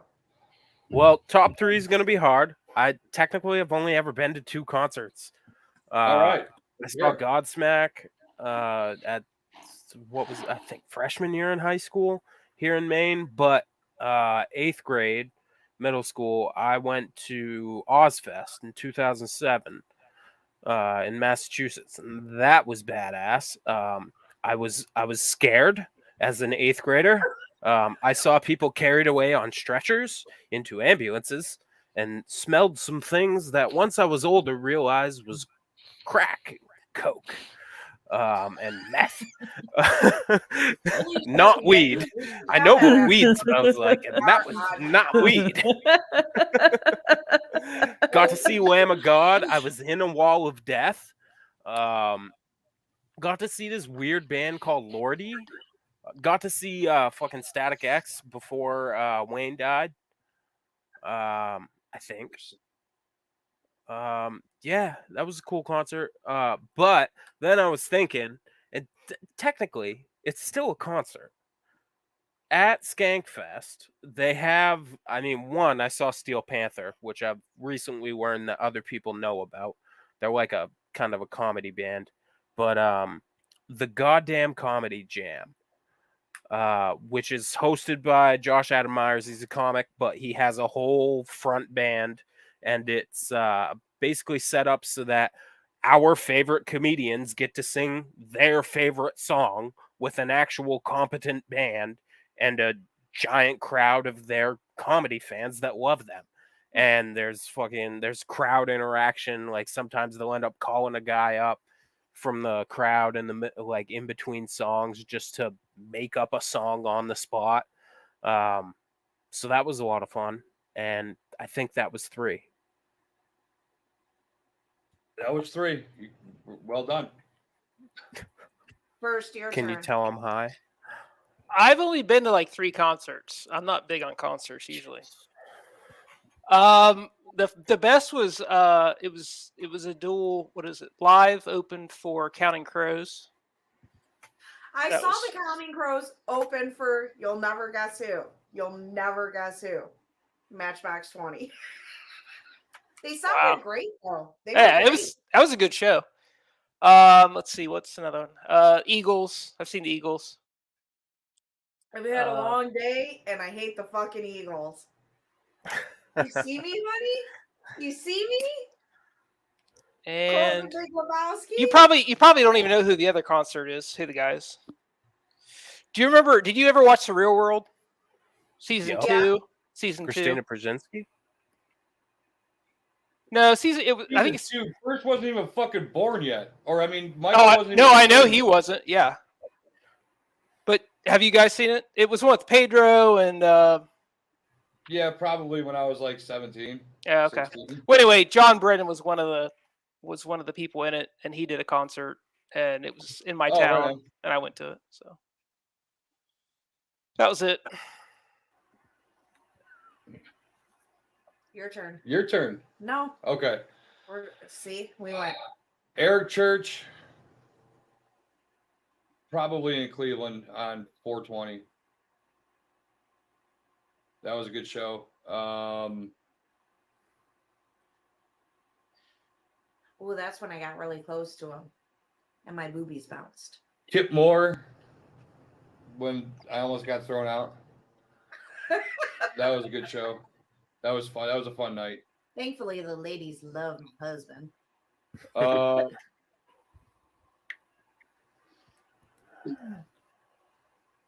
Dirks and Kip at Blossom when I peed on you. Wait, what? That was worth a story. Yep. Let's hear more. It Golden was an showers accident. time. I was trying. We were at the same amphitheater on the hill.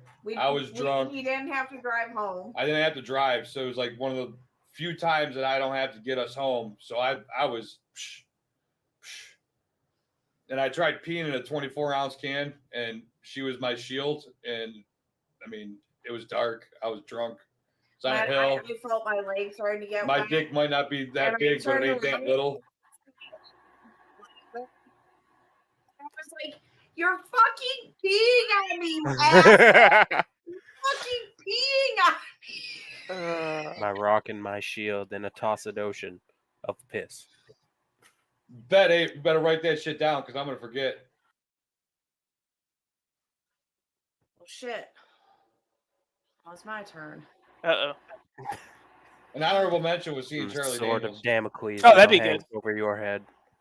Yeah, it's I've seen a lot of greats. I've seen George Strait. I've seen George Jones. Seen Kiss. One of my Mushroom Head shows. But I'm gonna try and just like go by like some of just my favorite times at a show. So I don't remember what year it was. I want to say it was like 97, 98 Ozfest. It was awesome because a bunch of us went there. We all met up. There was a mud fight at the end. Like the right side of the lawn and the left side of the lawn just started a huge mud fight. That was really cool. So you got to see him when he was still great. When I saw him, he was mostly singing songs off that new album Black Rain, or yeah, I think that's what it was called. And he didn't know any of his new songs. He could do the old ones, he could do the hits, but not those. Yeah, he did. When I went, yeah, it wasn't like that. I went to a few Ozfests back in the day. That was like all the rage to go to Blossom and check out the Ozfest when I was younger. Oh, and that was like an 8-hour drive for us to get to like The Western closest one. Massachusetts. Yeah. Yeah. Who That's who the pl- problem with being this far north in Maine.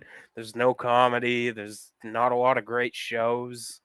Although fucking Pantera's played Bangor before, so they get up here. That's an yeah, hour away from me. I'm getting And really that's a hung up. waterfront outdoor Um, venue like what you guys went to.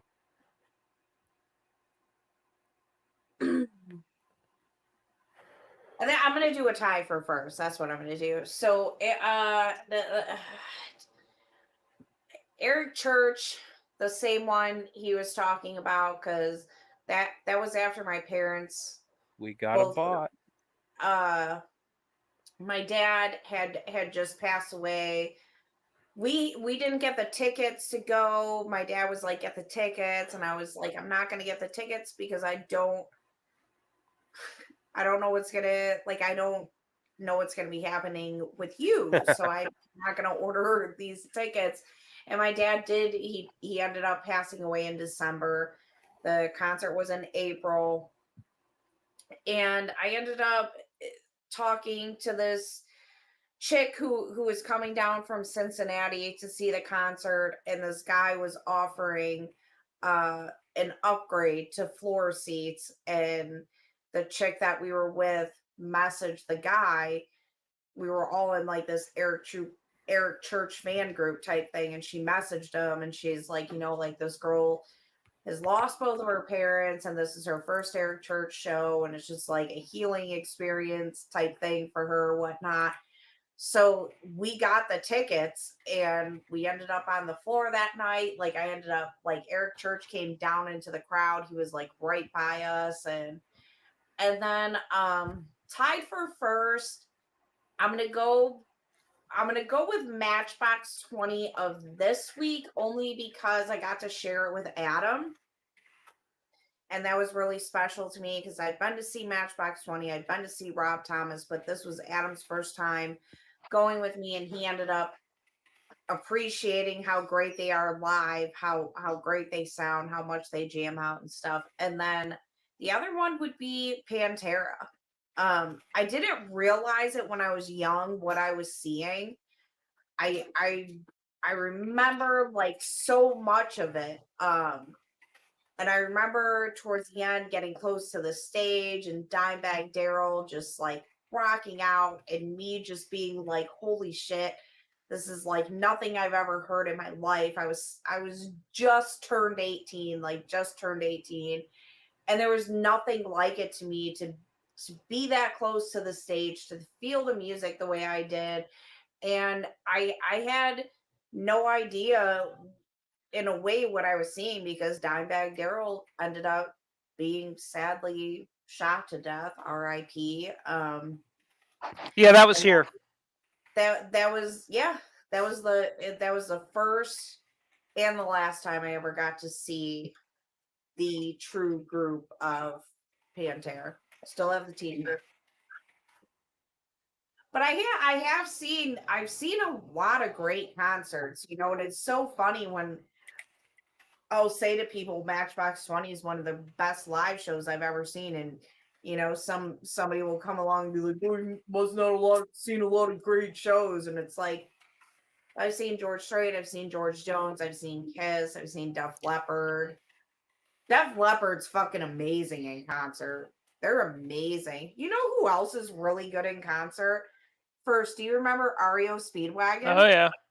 Oh yeah. Incredible. I went to see them like 6 years ago, and I was mind blown at how great they sound. I was like, holy shit.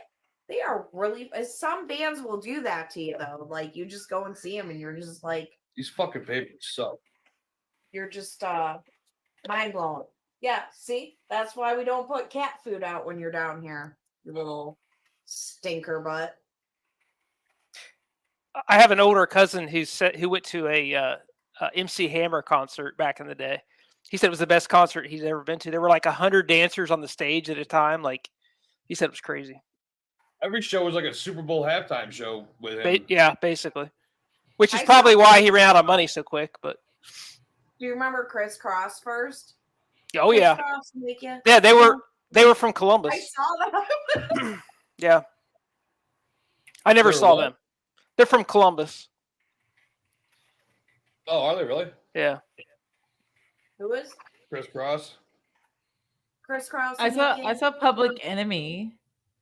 Did you? That'd be cool. Oh, I remember. Yeah, I Flavor had- Flav and all of them were there. Yeah, yeah. That was they a had some Bonnaroo. great- They 09. have some great, powerful songs. They're very overlooked, Time out. and Public Yeah, it was Enemy them. is very overlooked in the hip hop. I don't even know how to put it. Hip hop with meaning. Like their lyrics had a some of them had a lot of You're that fucking old? who. Way up, dude. He said his best favorite concert was Elvis Presley at the Omni in Atlanta, Georgia in 1975. That would have been cool. Super cool. Yeah, way up, dude. Do you want to come on our show sometime and talk about that? I'm always sad I never got to see Johnny Cash perform. That would have been really I cool. would- That's how I feel about Tom fucking too. Petty, and He's she's one of coming my- up in I think here like, I saw him 3 times. I think it would have been cool to see Johnny Cash just do the Johnny Cash show. Oh yeah. You know what I mean? Like I would have settled like for that. You know Yeah. what? We Just to definitely see gotta that like come on TV. Like that's yeah. No, my biggest regret is Bowie because Bowie was working on Black Star and I knew he had a new album coming out and I was like, it means a tour. It means a tour and I will fly.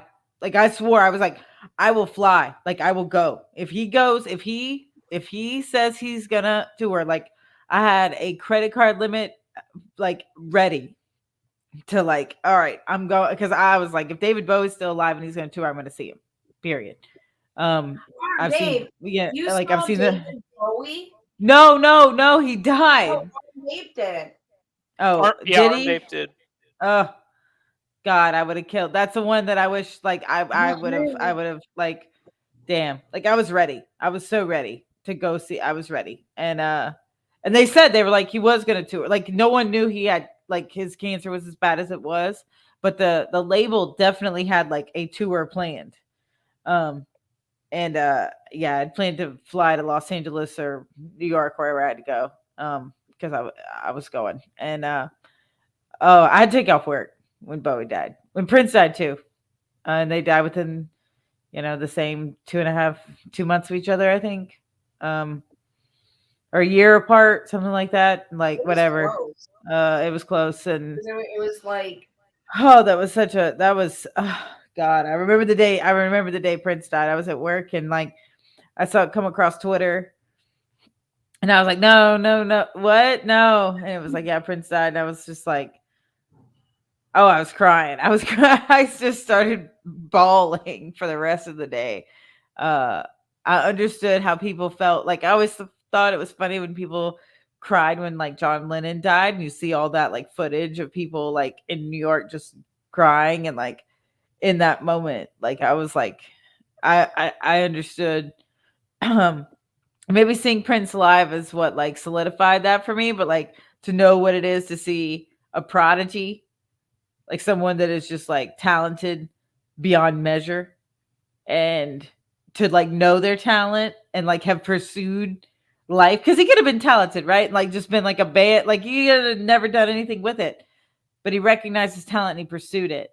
And when people like that die, it's sad because they could pursue that till they died, and he did. Like he kept putting music out, year after year. And so I just think I think those people are special and they should be mourned.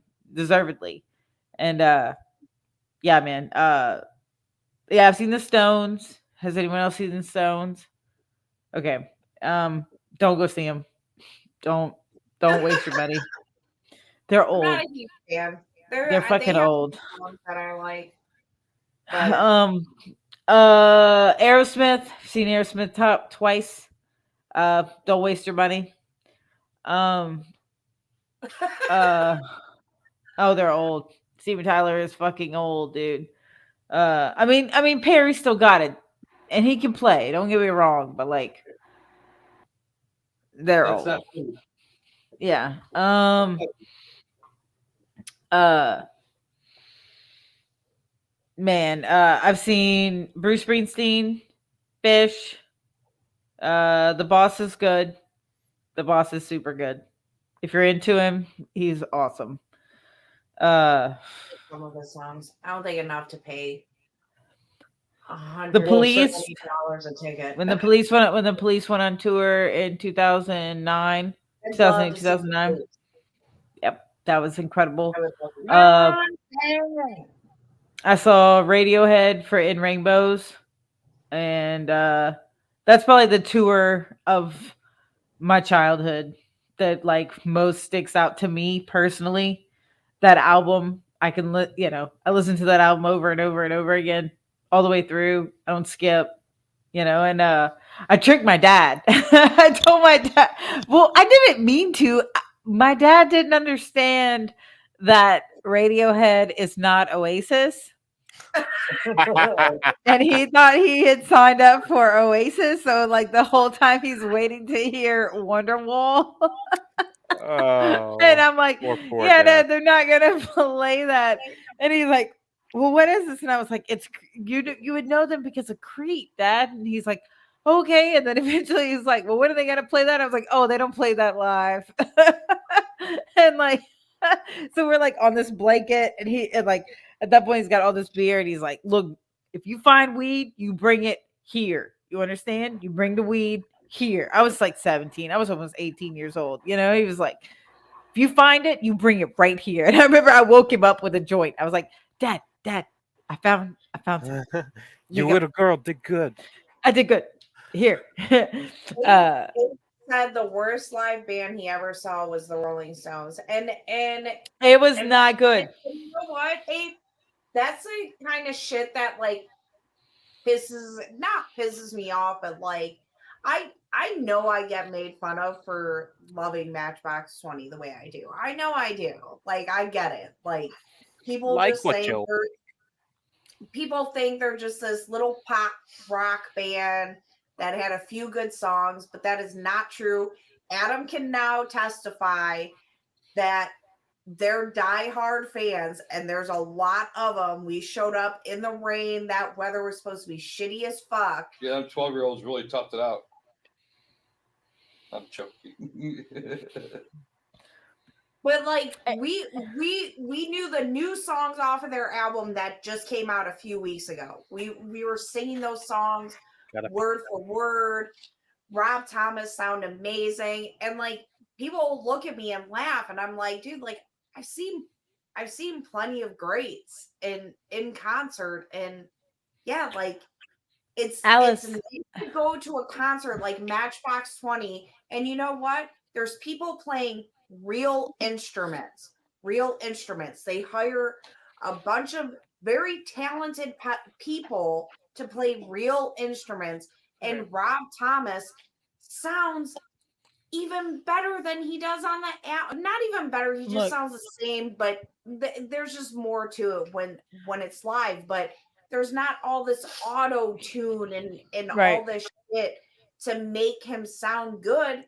That's just how he fucking sounds. That's just how they sound. And yeah, it's sad to me when I see people like trying to charge so much for their tickets, because it's like, oh, we're the Rolling Stones, so we're going to charge you this much for a ticket, and blah blah blah. Like I can't stand that shit. Like even with inflation, for our Matchbox 20 tickets, it was a little over $100 for both of us to go. That's really not That's bad. fucking That's not bad. fantastic. That's fantastic. But that's Dude. with service fees and shit. The tickets themselves were like $42 or something. That's Right. amazing. Yeah. That's very affordable. Absolutely. No, my parents saw Matchbox 20. Long story short, there, big long nasty custody battle going on, so I wasn't allowed to go. But my parents saw Matchbox 20 back in 1998, something like that. Somewhere early What else? 2000s, somewhere. And like my mom, like flat out was like, "You can't go," and my dad was like, why not? Anyway, so I didn't get to go. But they said, what I'm getting at, Alice, is my parents have also seen great. Like that, dude, like I could go through the list. They've seen them at their peak. And they said that Matchbox 20 was unrivaled. They were incredible. They were energetic. They sounded exactly like the album. Like they never deviated. They were super appreciative the whole time. Which really were like, who sang Johnny Be Good? Because my parents saw him. Chuck Berry. Chuck Yeah, Berry. Well, My parents actually, saw Chuck no. Berry.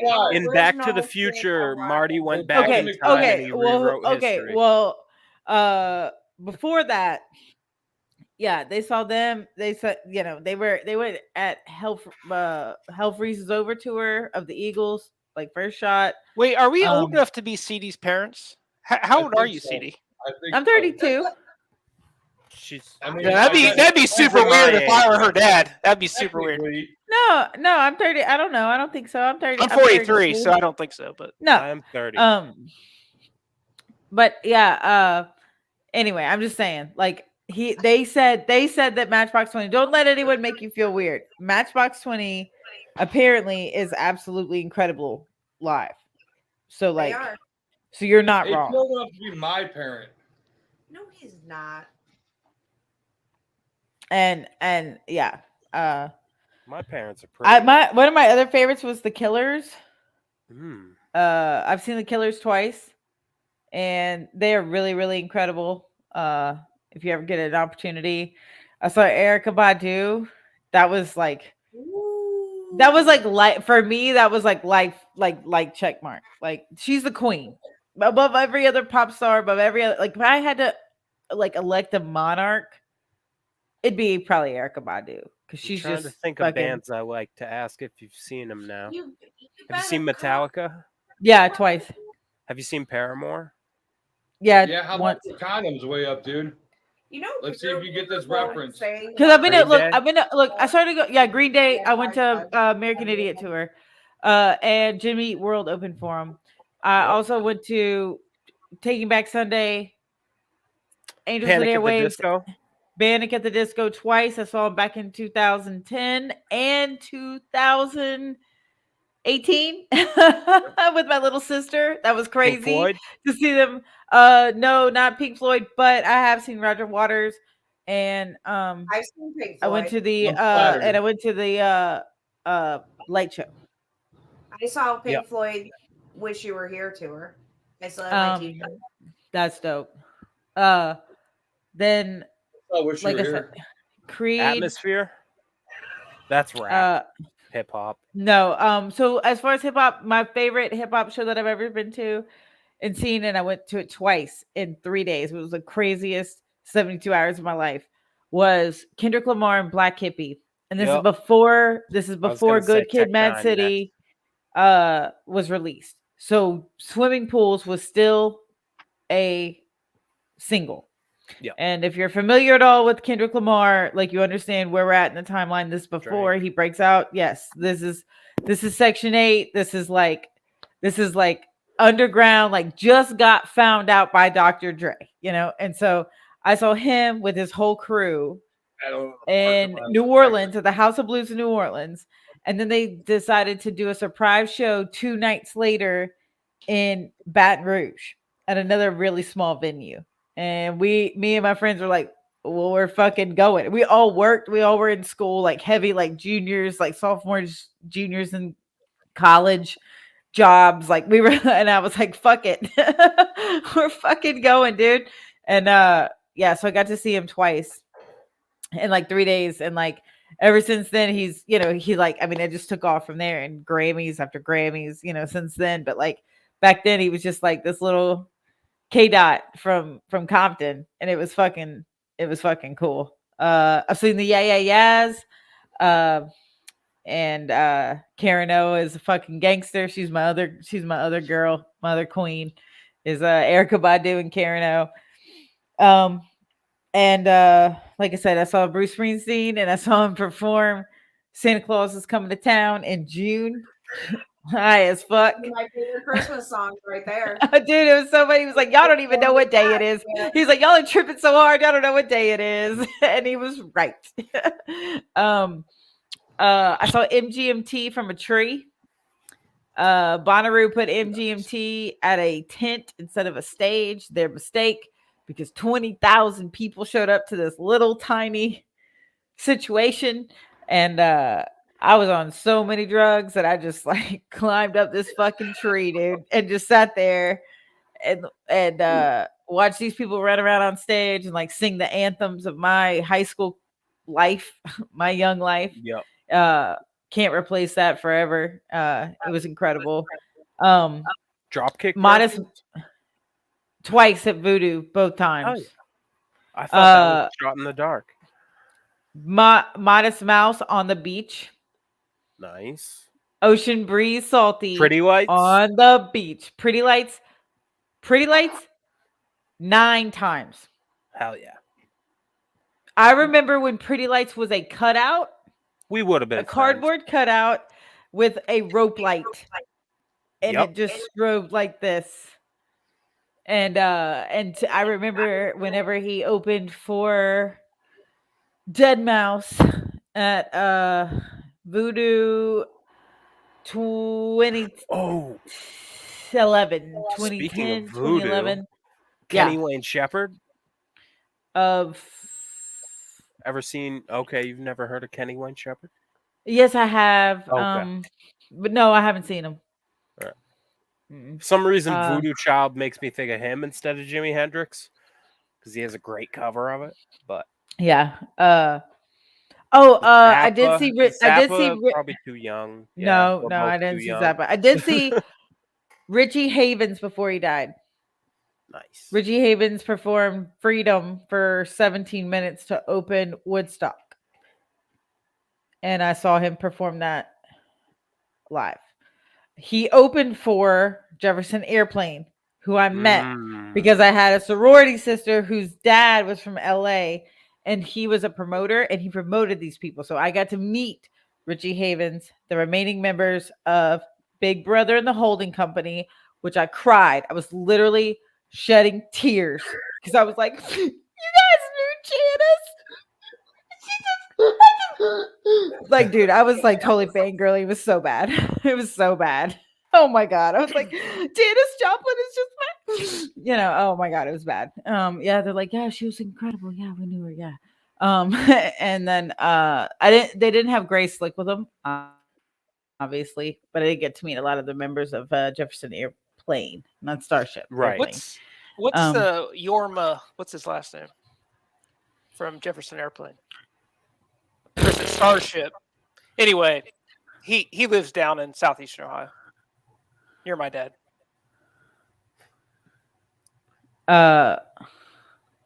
Same church? Oh, that's really cool. That's super cool. Let's see. Sharon Cindy Lauper. Oh, and then I saw like a whole string of like I've seen The Offspring. Mm.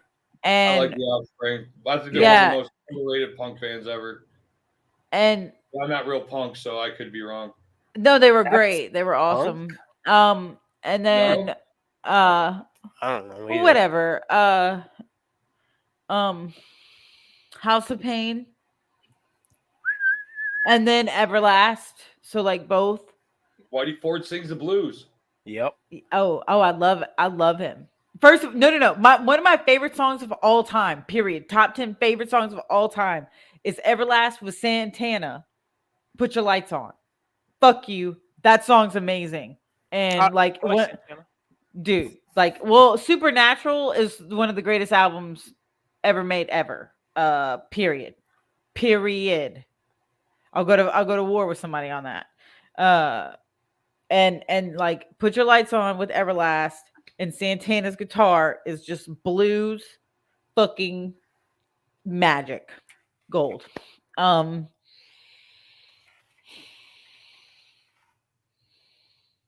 Foo She's forgot Fighters. about I've seen what the concerts we've been to. I saw the Foo Fighters twice. Before Taylor died. One that I wish that I really Muse? regret is Muse opened for U2 whenever I saw him. Yeah. So I saw U2 on the 360 tour 2010, Nice. and Muse was open for him. Father John Misty, Zach Brown Band a bunch of times. Ooh, the Black Keys. Oh yeah. Back in 2009. So I've seen the Black Keys 3 times. But the first time was when they were like mid show, like mid shift, like 3:00 in the afternoon. You know what I mean? Mhm. On a festival lineup. So like it was just the two of them. And it was Rubber Factory. It was Rubber Factory.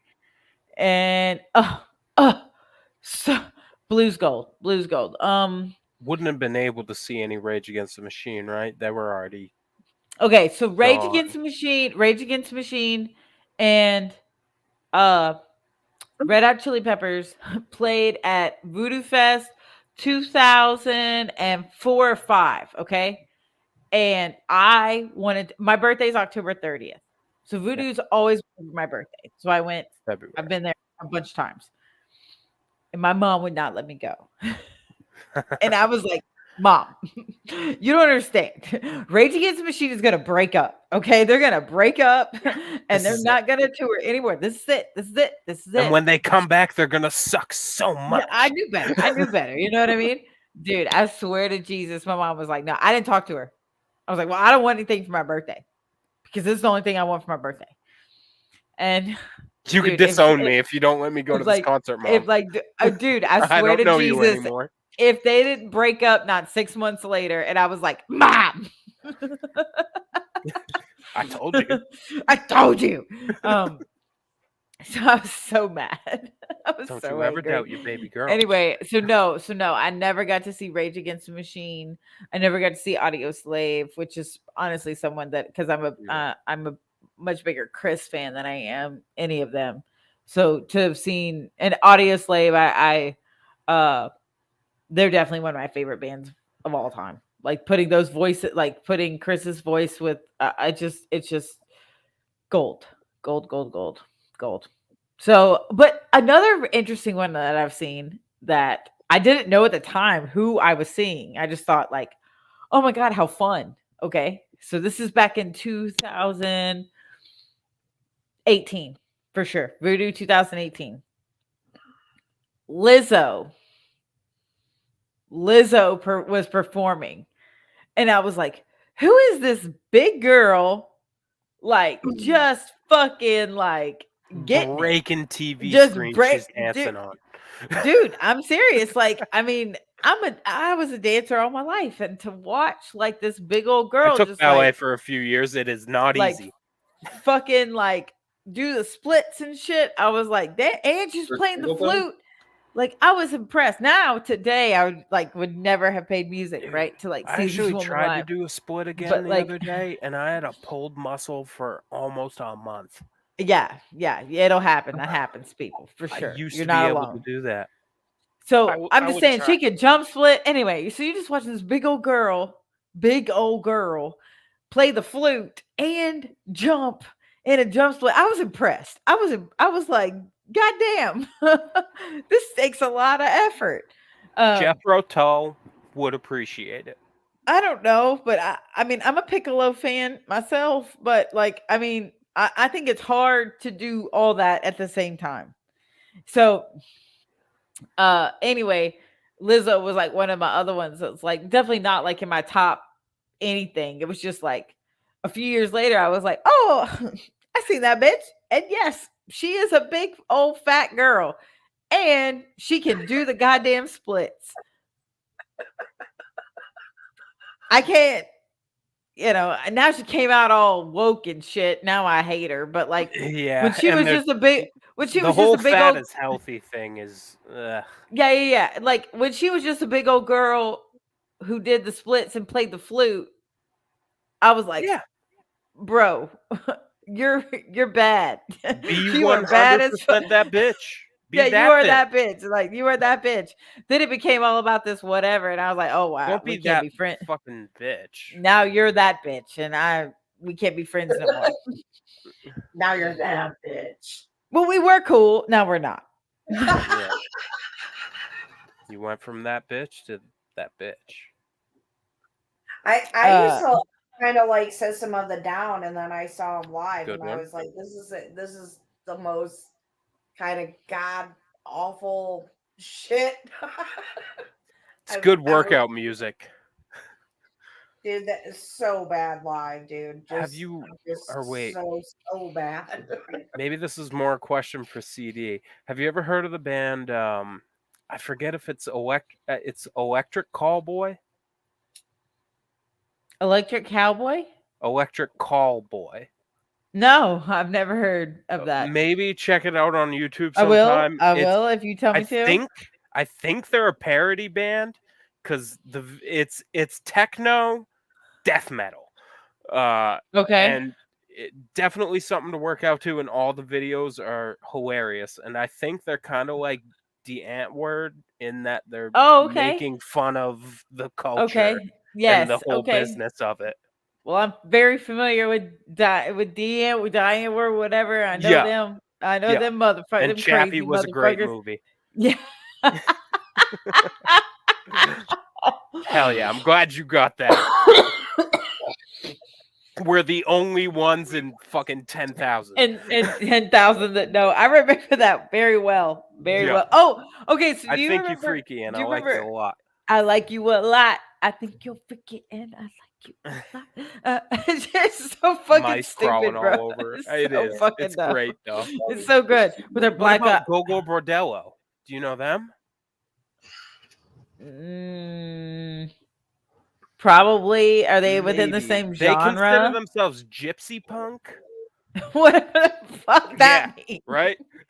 Whatever the fuck that means. One of the guys is Oh, from, man. they're all from different countries. One's from Ukraine, one's from China, one's from El Salvador, one's from Russia.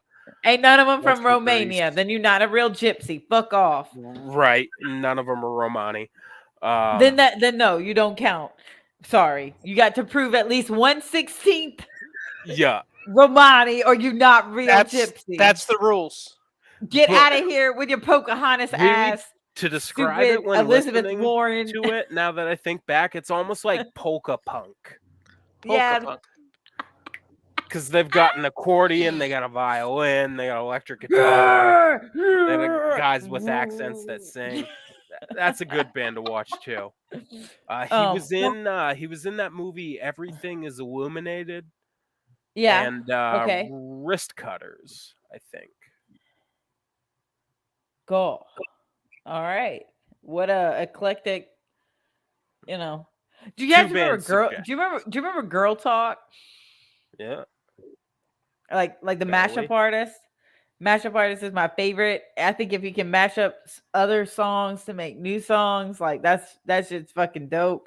Well, Girl Talk was like this regular like engineer guy. He was like a nobody, and he like heard and like put together all these songs and like engineered all these different songs together and like under tracks and shit. Anyway, it's one of my favorites. Like when people are like, "What's your favorite?" I'm like, "Girl Talk." Like, go listen to that because that's all my favorite music. He can mash up Biggie Smalls and Def Leppard. You know what I'm saying? Like that's my favorite shit. Greatest mashup I've ever seen. Have you heard Crocodile Chop? Crocodile Chop, yeah. Yeah, Chop Suey by System of a Down and Crocodile Rock. But no. The best one is the Gray album done by DJ Danger Mouse.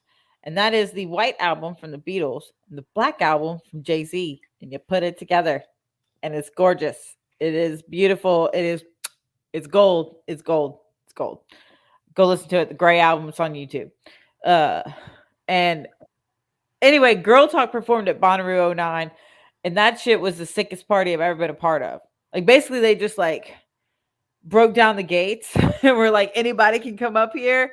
So people were up there, dude. It was hot as fuck. Those lights were so hot. I've never honestly, we're on a farm in Tennessee, in the middle of fucking nowhere, Manchester, Tennessee, and it's hot. And then those lights are hot, and we're up there, and everybody's just fucking rolling like so hard.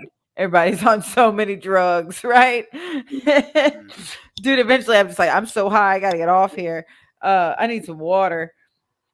And but yeah, dude, there was a whole party. So if you look it up, it's on YouTube.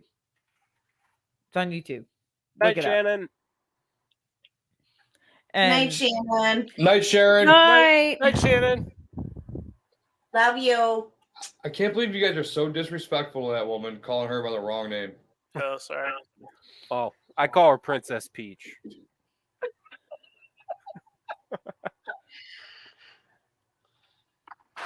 Savannah's Right. back.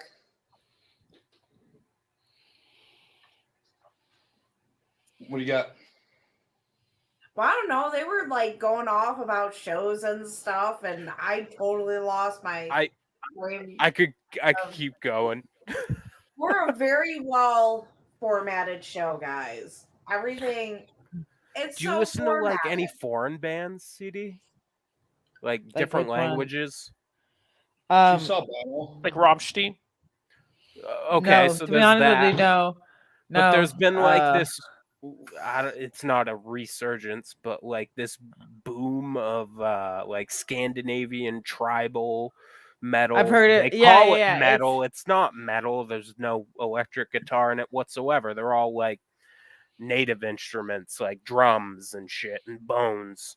Like But the high lung, throat high singing. lung and Wardruna. They're throat singing. The Who. That's Yeah, no, Mongolian. I haven't. No. The HU, the Who. It's confusing. Didn't one of the guys from the Who rape like a 13-year-old girl? Was that the Didn't Who? they all have Oh. sex with underage girls back then? I mean, she's only 16 Ooh. years old. Leave her alone.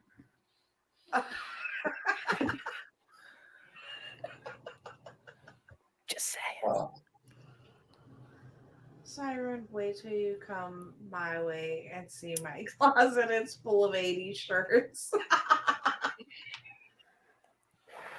Daniel's going to be coming out in a few weeks. The 7th of July, I believe. Nice. Oh, which reminds me. And then Kamikaze's going to come on probably the week after. I got to get a hold of him and see if it's all right. Okay, yeah. well. Cam's great. I've been chilling with him a lot on the Discord. He's there with me every night when I throw on a Burn Notice you guys episode. are usually on when I'm on my way home, so I'll hop on the drive, dude. But when I get home, it's all like, you know, dad's home type shit. Oh yeah. The You got wife Boy wants King to talk, attend to. You know. And Princess Scar. No, I usually don't see her for about a half hour. Sometimes I'll be showered and already ate, you know, before I see her. And then other days she's like, "Oh, It's always a hug though, so I can't complain. Good. Yep. That's all you can ask for from a but teenager. July 14th will be pretty much an open invite to everybody. Yeah, that's the one that I'm trying to get Cam for. Okay, well, July 14th is the day before my mom. No, Okay. the day after my mom passed away. The day before. Death anniversary. No, it was July 13th. Pretty sure it was the 15th. No, you're right, it was the 13th. If she died in 15, died on the 13th. 7, 13, 15. So July 14th, because we're booked up until then, July 14th, I kind of want to have a little bit of an open invite, kind of celebrate my mom's life, and just, even though we kind of do it every week, we're just going to drink, chill, maybe Adam That's how we do it in the Forkey Lounge. Maybe I'll even take that Saturday off. Be nice. That'd be really nice. I'll take that Saturday off. Don't make promises you can't keep. Out. Can we take a road trip? And actually, so my grandma's grave. it's the date. Sure, Yes, we can do that week. Oh, it's on. So- it's on live. Adam said, even though on July 14th, I didn't hear it. we are. We'll go that weekend. Can No, I think the audio cut out. We can go on Sunday, Sure. July 16th. So, quiet woman. So, even though this will be the day after her mom passed away, it'll also be the day before. If you want to date, It's the day before the anniversary, the Everything goes down, though. 17th anniversary of our first date. Oh. yeah. When we went to plan my mom's funeral, we're all sitting there, and somebody said something, and Adam's like, "Well, we were supposed to go out to dinner Yeah, Friday." we're not doing it on that day. And I it's just like, had an "We're image supposed of to go a out black guy watching us and for thinking, our- man, this is white people shit. Yep. like, this is the shit Cat Williams watches to get his material from. Yeah. This is it. DJ, I said cut it off. Cat Williams is funny as fuck, though. Yeah. He's my favorite comedian ever. He's my favorite. He is. He's my have favorite. You guys seen anything? And we're Allow gonna me end to it soon. I know introduce we're you at to 2 some hours. comedians. Have you seen this kid Matt? 7 was for comic. I love Cat Williams. No, It's this Pimp is- and Pimpin' in Pimp You're- Chronicles. You're a Legion Period. of Skanks fan, right? Mhm, mhm. Okay, cool. Never mind. I don't need to introduce you to anyone. No, You're I know. perfect as you are. Oh, I love Cat Williams. Is just like the comic of my high school years and like adolescence Yeah. of like college, like Oh, always that- I constantly used to like. crack up at that I'm hustling bit. Oh, dude, it My just first introduction to Cat Williams was Friday After Next, and it was just I Money just, Mike, dude. Money Mike, just dude. remember him saying, "White people, quit putting your kids on leashes."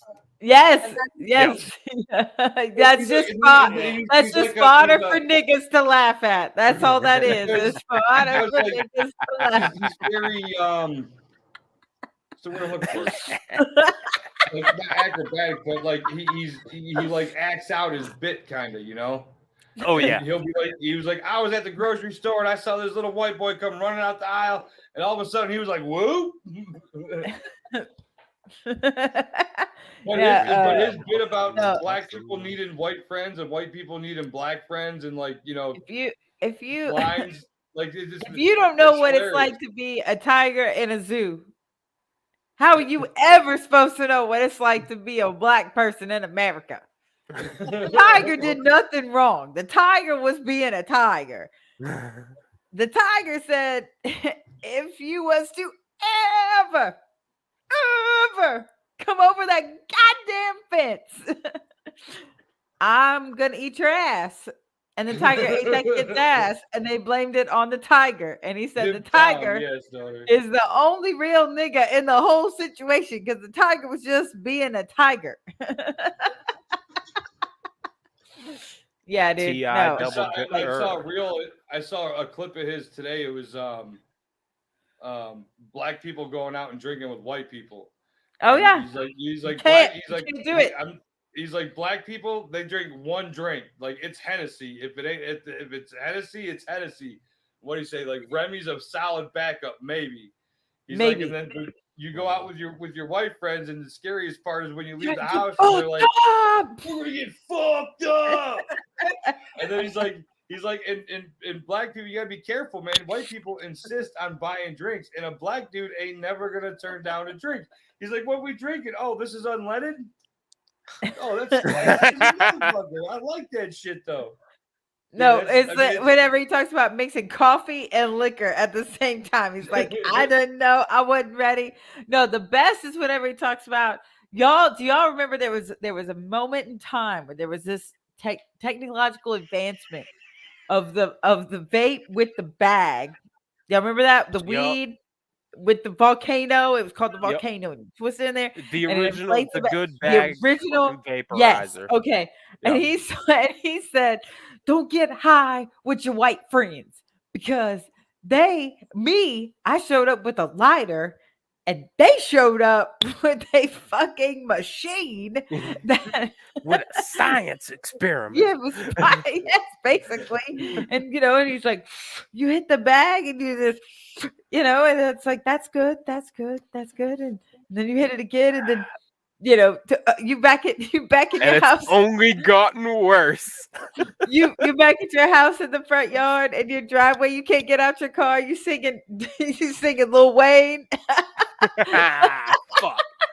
I will Whatever. have to admit Look, there was a period at which I listened to Lil Wayne, and I hate myself for it. And he said when he was singing Lil Wayne and he was Duffel Bag Boy. I don't give a damn if it does or it doesn't.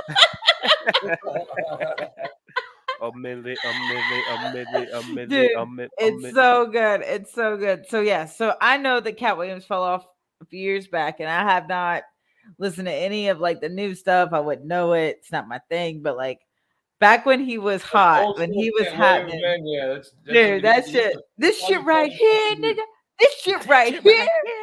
This shit right here. This shit called death, nigga. No, death, nigga. I don't want to die. No. There's this new Not death, nigga. Death. Death. You hit this shit, you can't hear shit for 3 hours, nigga. That's what I'm talking about. This new little young white comedian named Matt Rife or Riff or whatever. Matt Rife. I've heard it. Yeah. I've heard of him. I haven't seen him yet. Dude, I've only come across some of his clips and shit, but man, he's pretty funny and he's really interactive with the audience. And what like is intriguing to me about him is like he can make funny shit off of just interacting with the audience. Like crowd work. That's good. He's still funny, when he does that. It's not just like a script that he follows.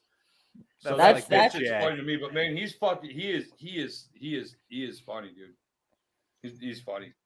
No, I mean, good. I mean, I've heard about him. I don't like all the hype. You know what I mean? Like, whenever somebody's real hype like that, I get nervous. Like how funny can this person be? But if Adam says he's funny, I take that shit serious. So I will definitely check him out. If Adam Maybe says I should offer Long my as- Skankfest long as ticket to video- CD instead of I Paul. heard of him before. no, I mean, I would be fun. I watched I have a second ticket. stuff on YouTube, and he would come up on my stuff, and I would find him really funny. I love live comedy. I love it, love it, love it. And he would come up on my stuff, and then like recently, he like started blowing up.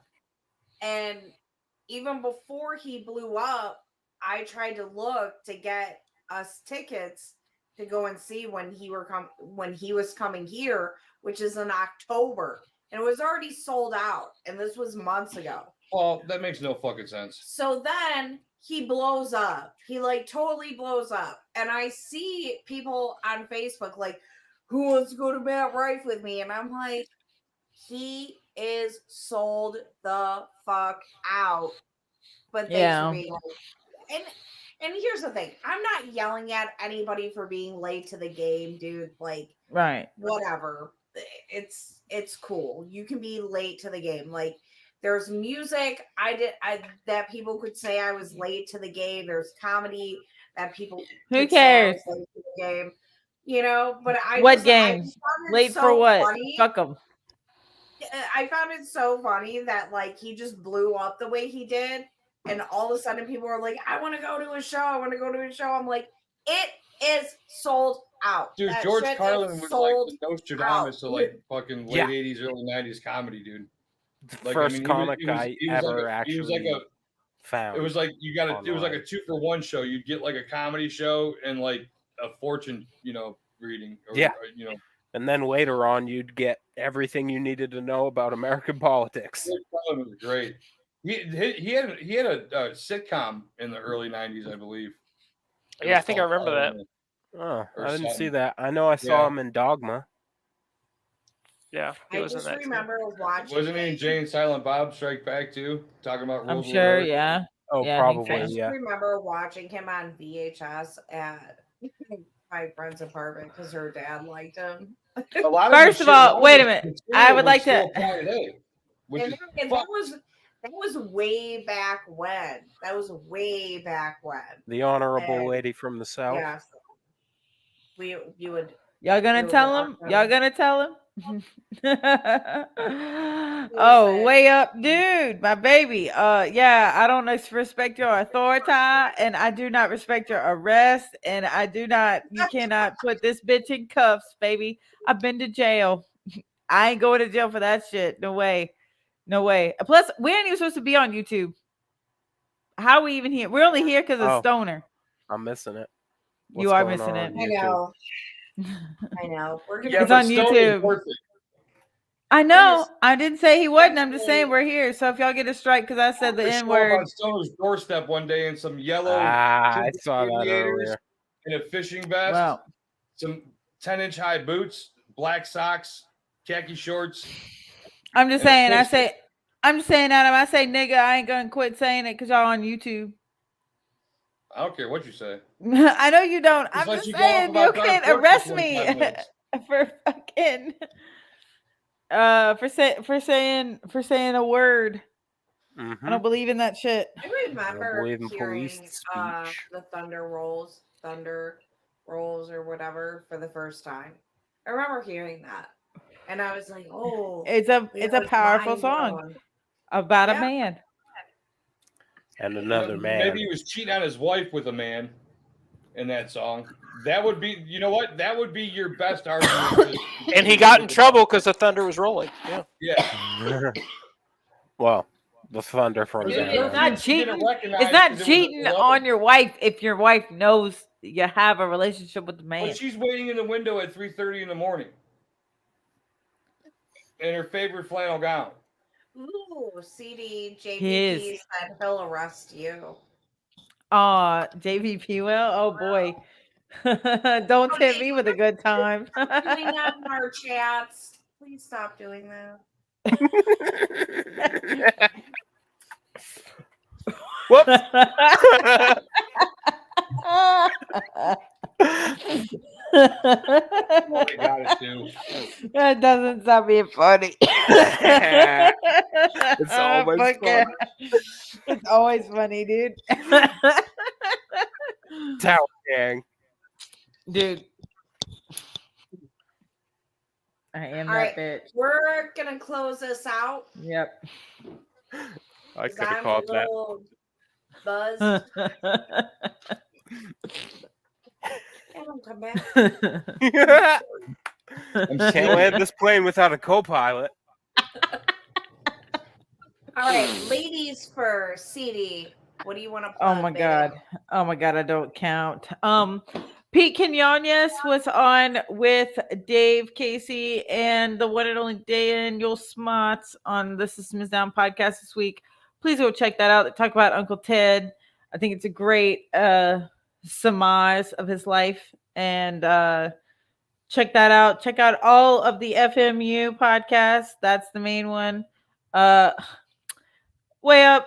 You're gonna learn. That is me lighting up. I'm not mad at you. I'm not mad. Yeah, that's my plugs. Yeah, go listen to all these people's podcasts, subscribe to all of them. And thank everyone for supporting this show tonight and always. Say, Michael. Same as CD. Support all the FMU podcasts. Put a fork in it. Sibling Revelry, Forest Mommy, and check out the Discord. Links in chat right now. Find us there. We chill there most nights. Some of us, at least. First shot. What do you got to plug? Just support the FMU. Thanks for the invite tonight. Everybody have a good one. Take us home. Oh shit! This shit keeps it. So check out all FMU podcasts tomorrow on Sibling Revelry. They'll have a guest. I'll try to find that we for presume. We presume. So yeah, check out Sibling Revelry tomorrow. Good night, JVP. Thank you for joining. Everybody us. hit that like and follow button, please. Thank you, everybody who gave us a little bit of money. We like the money. But yes, check out Sibling Reveille tomorrow, and then check us out next week when our guest will be Paul from Sibling Revelry and Steak and Eggs. yes, and Steak and Eggs will be our guest. And yeah, we're The following week we'll have Doug from Sibling Revelry and the high quality one, Armed Ape. And he wants everybody to make sure they tune in because you're not going to want to miss it. CD said she might pop in for that one too. So, and as Adam Nutter will be on Sibling Reveille tomorrow.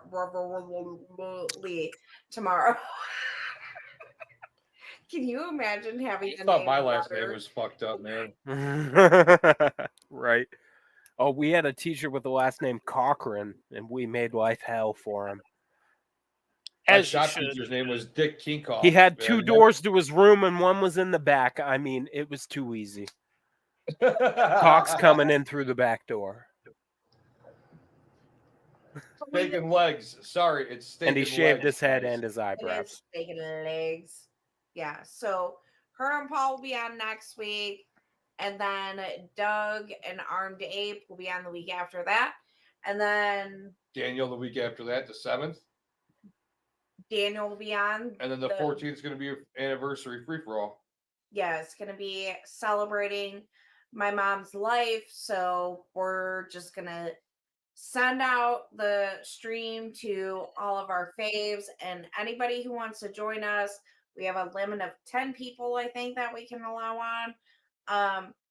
Yeah, we're just going to sit and drink. That's going to be a night that is planned for crazy fun. Adam said he's going to take off the night the next day of work. So yeah. Anyways, thank you all for joining us with all of our shenanigans and our silliness. And we love you all so much. And I cannot say this enough. Time is the most valuable thing that we have to give to people. And I thank you all for spending your time with us. Like, I really, really mean that. Sober, especially on a Friday night. Yeah, like thank you guys for showing up. I so appreciate everybody. I love everyone here showing up and spending their time with us because it's really the most valuable thing you have to offer people. And I love you all so much. Thank you all for just keeping on and supporting us. Like, I can't believe it. You guys are crazy. I didn't even think this, but we love you all. Mwah. You guys are great. Good night.